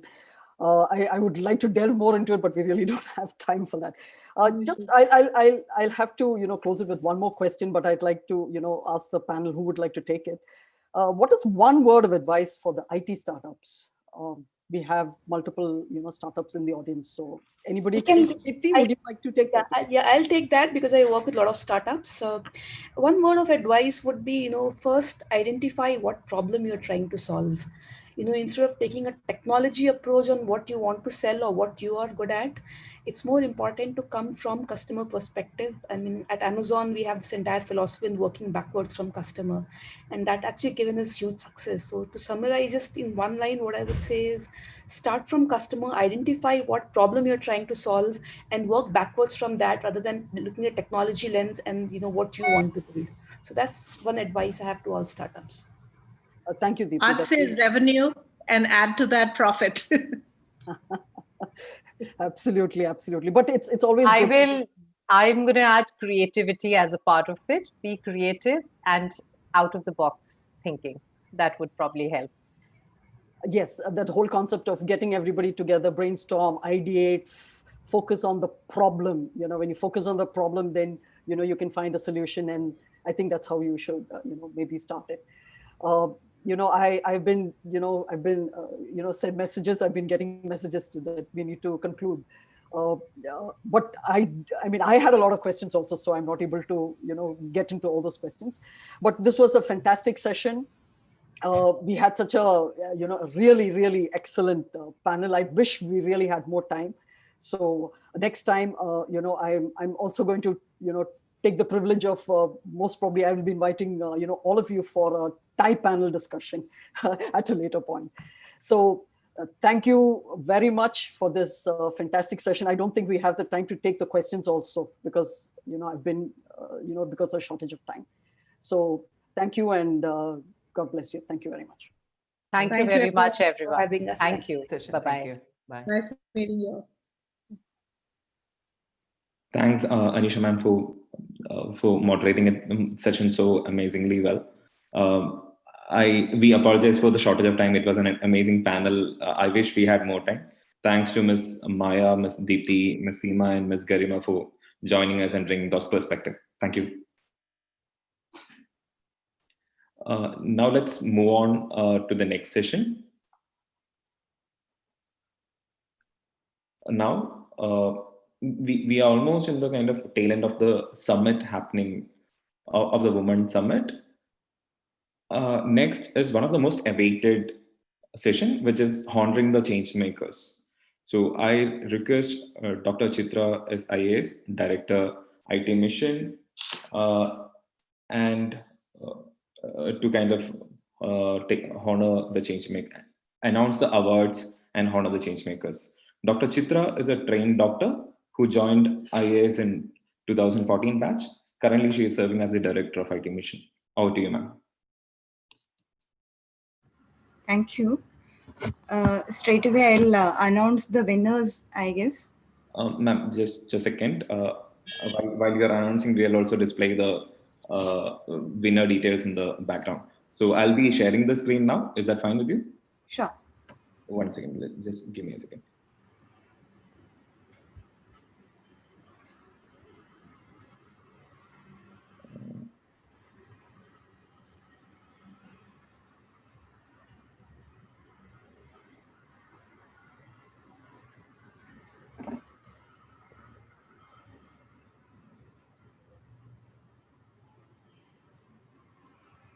Yes, ma'am, please go ahead.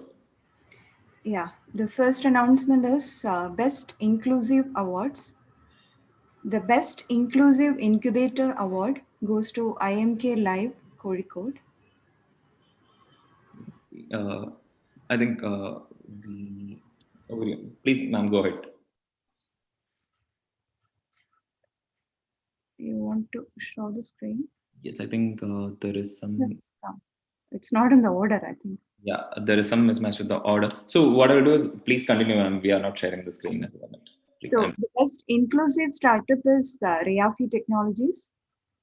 Best Inclusive IEDC Award goes to Sahradaya College of Engineering and Technology.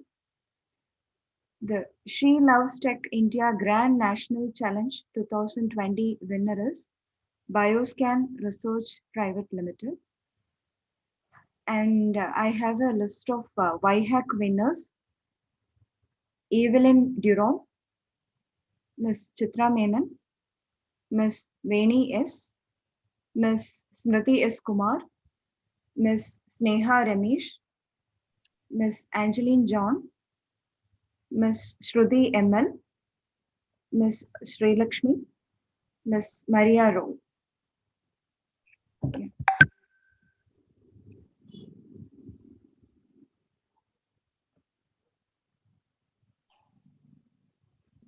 Now I request you to, I'll just run through the names once again in the slide in the order. Sure. Okay. So the Best Inclusive Incubator Award goes to IMK Live Kozhikode. Congratulations. The Best Inclusive Startup is Reafi Technologies Private Limited. Congratulations.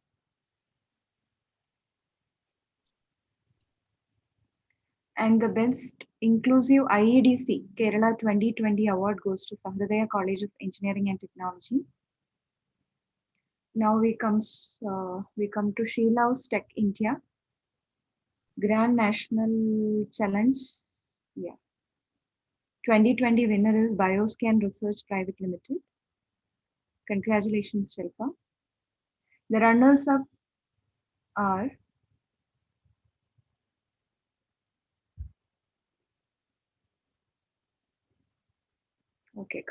Spokefish Innovations Private Limited. I'm not able to spell this out anyway.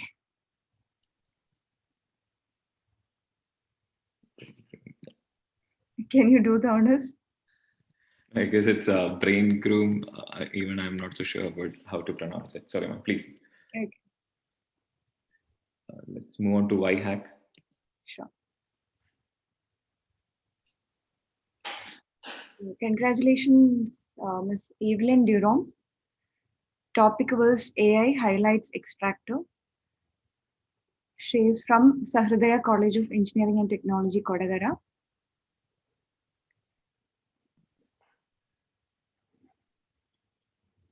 So thanks, ma'am, for announcing the winners, and kudos to all the people, all the winners out there. Just one brief about the YHAC event. I'm sure all the participants who attended had an amazing time. YHAC was a hackathon event in collaboration with TCS, and we had an amazing response. Like 348 people registered for the event, and it was a 3-day continuous hackathon starting on 26th, and we had the kind of submissions on 29th late night, and then which was extended to 30th, obviously. So it was an amazing session and amazing events. And similarly, She Loves Tech also was a international hackathon event. And that's it. Over to you, ma'am. Please continue with the battery section. Thanks. Thank you. So good evening, everyone. It feels really awesome to be with all of you today evening. First of all, let me congratulate Startup Mission for coming up with such a wonderful event, even during the times of this COVID situation. And let me congratulate the winners once again. Maybe I can say that I can relate to the worries faced by women who wants to kickstart their startups. Not because I'm a techie. I'm a medical doctor who has landed up in Indian Administrative Service and in IT Mission. Now that I've spent 2 years in IT Mission, I can still recollect the initial days when I used to walk into meetings with a lot of men in the room, with hardly any men, any women around. So that was the kind of atmosphere that made me think initially that IT may be a male-dominant sector. But over these months, over the 2 years, I've come across many successful, confident women who have done wonderfully in this field. So I've changed my opinion basically. Although Kerala as a state, we can boast that we are, compared to other states in India, we are way ahead, in letting our female children be born, be educated, and be, successful in life. But when we actually come to the statistics, we can see that Kerala is far behind other states in terms of female work participation ratio. So basically, we have more number of graduates and postgraduates sitting at home, making a life at home as a homemaker. Although there are debates today that, a homemaker job is a very underrated job, or, it's non-paid work basically. But still, it's their dreams being cut off. They are being forced into doing something they do not actually want to do. So, maybe society will have to grow up a little more to accept as we as such, acknowledge us as leaders. Women as better leaders, we have seen that many sectors, women do outrun men, and they do become great leaders. But we have to prove ourselves sometimes more. We have to convince others what our mettle is, and then we get the respect. This unfortunately is not the same for men. They come, they conquer, or whatever. So this is not to discourage you, but there is a field out there for all of us to prove ourselves, to win, to dream big. Kerala, the government is there to back up all of you, whether be it in the form of startup policies specifically for women, or be a state which actively pursues laws which are there for to support women in situations like workplace harassment. We have policies in place, we have laws in place. Kerala is a very proactive state in terms of supporting women in the startup field. Startup Mission has been doing wonderfully. But, the challenges are still out there. But I'm sure the wonderful ladies over here can learn from each other, back up each other. It's up to us. Maybe, women startups can engage women more, be there to support, be there to arrange more pitching networks, to make funds available more. Women be there to back up women is a wonderful thing. This is actually what the conferences like this should intend to do. I'm sure you are all charged up after listening to all the wonderful stories. I had although I joined very late, I had a look through the number of speakers you have.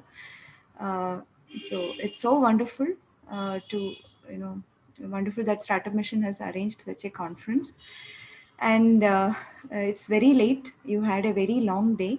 I don't want to drag on, but I welcome all of you, especially women startups, to the e-governance sector in Kerala. I think during the last panel discussion, they were emphasizing on the fact that cybersecurity and data analytics are the upcoming sectors. I'm sure industry has so many wonderful opportunities to offer in these sectors.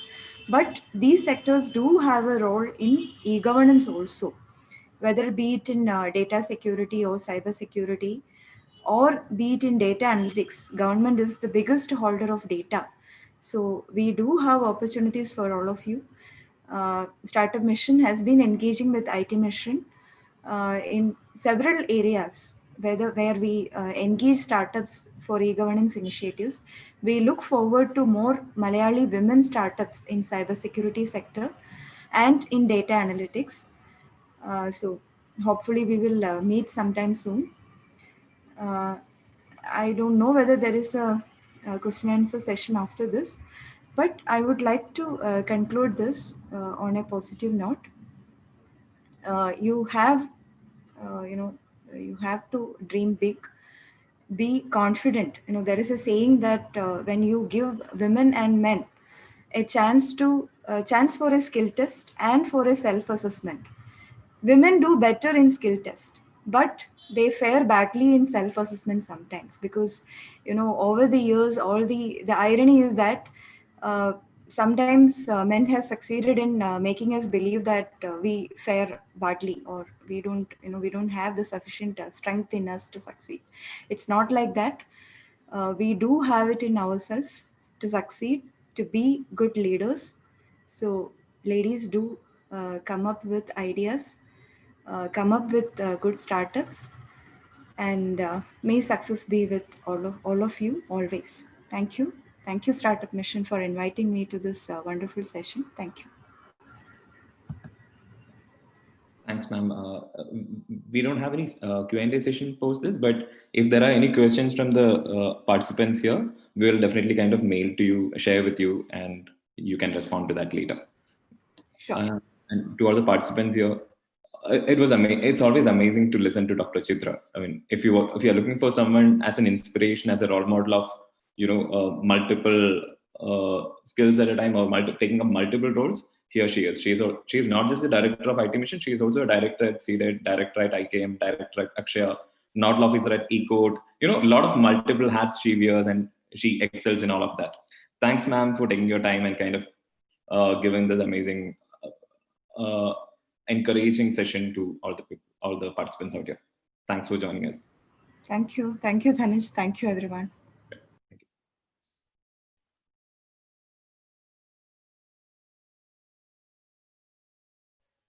Moving on, we are almost into the last session of the day. I request Sri Kuti to kind of take over. Thank you, Dhanish. Congratulations to all the winners. Now, I'd like to invite Shalini, Assistant Manager, Kerala Startup Mission, to deliver vote of thanks and formal closure of the summit. Thank you, Sri Kuti. Thank you, Dhanaj. Thank you, Divya. A very good evening to all. The task given to me is the vote of thanks.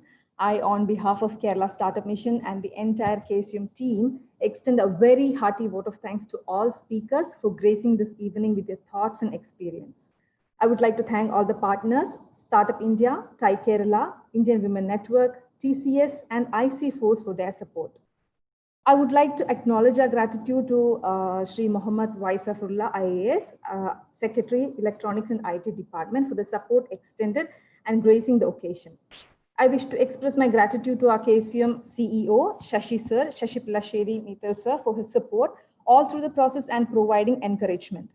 I must mention our deep sense of appreciation for Ms. Shalini Warrier, Executive Director, COO, and Business Head of Federal Bank, who has always been a supporter for the women community, and thanking her for her presence in the summit out of the busy schedule and for the inaugural address. A big thank you to Dr. Chitra IAS, Director, Kerala State IT Mission, on honoring the change makers and for the valedictory address. And to the entire speakers who celebrated the summit with their knowledge, thoughts, and experience. In a state like Kerala, where the literacy rate is really high, we do not find the presence of women in the technology sphere. And that is exactly why we started the Women's Summit in 2019. In this second edition of the summit, Spirit of Women Entrepreneurship has been celebrated as a week-long event from 26th October. We had events and more than 850 people joined hands from October 26th, where we had knowledge sessions, we had interactive sessions, we had startup competitions, investor connects, hackathons, boot camps, and all the aspiring women entrepreneurs joined hands, and also the women technopreneurs. I take this opportunity to thank each of the participants for taking their time out to celebrate with us the spirit of entrepreneurship.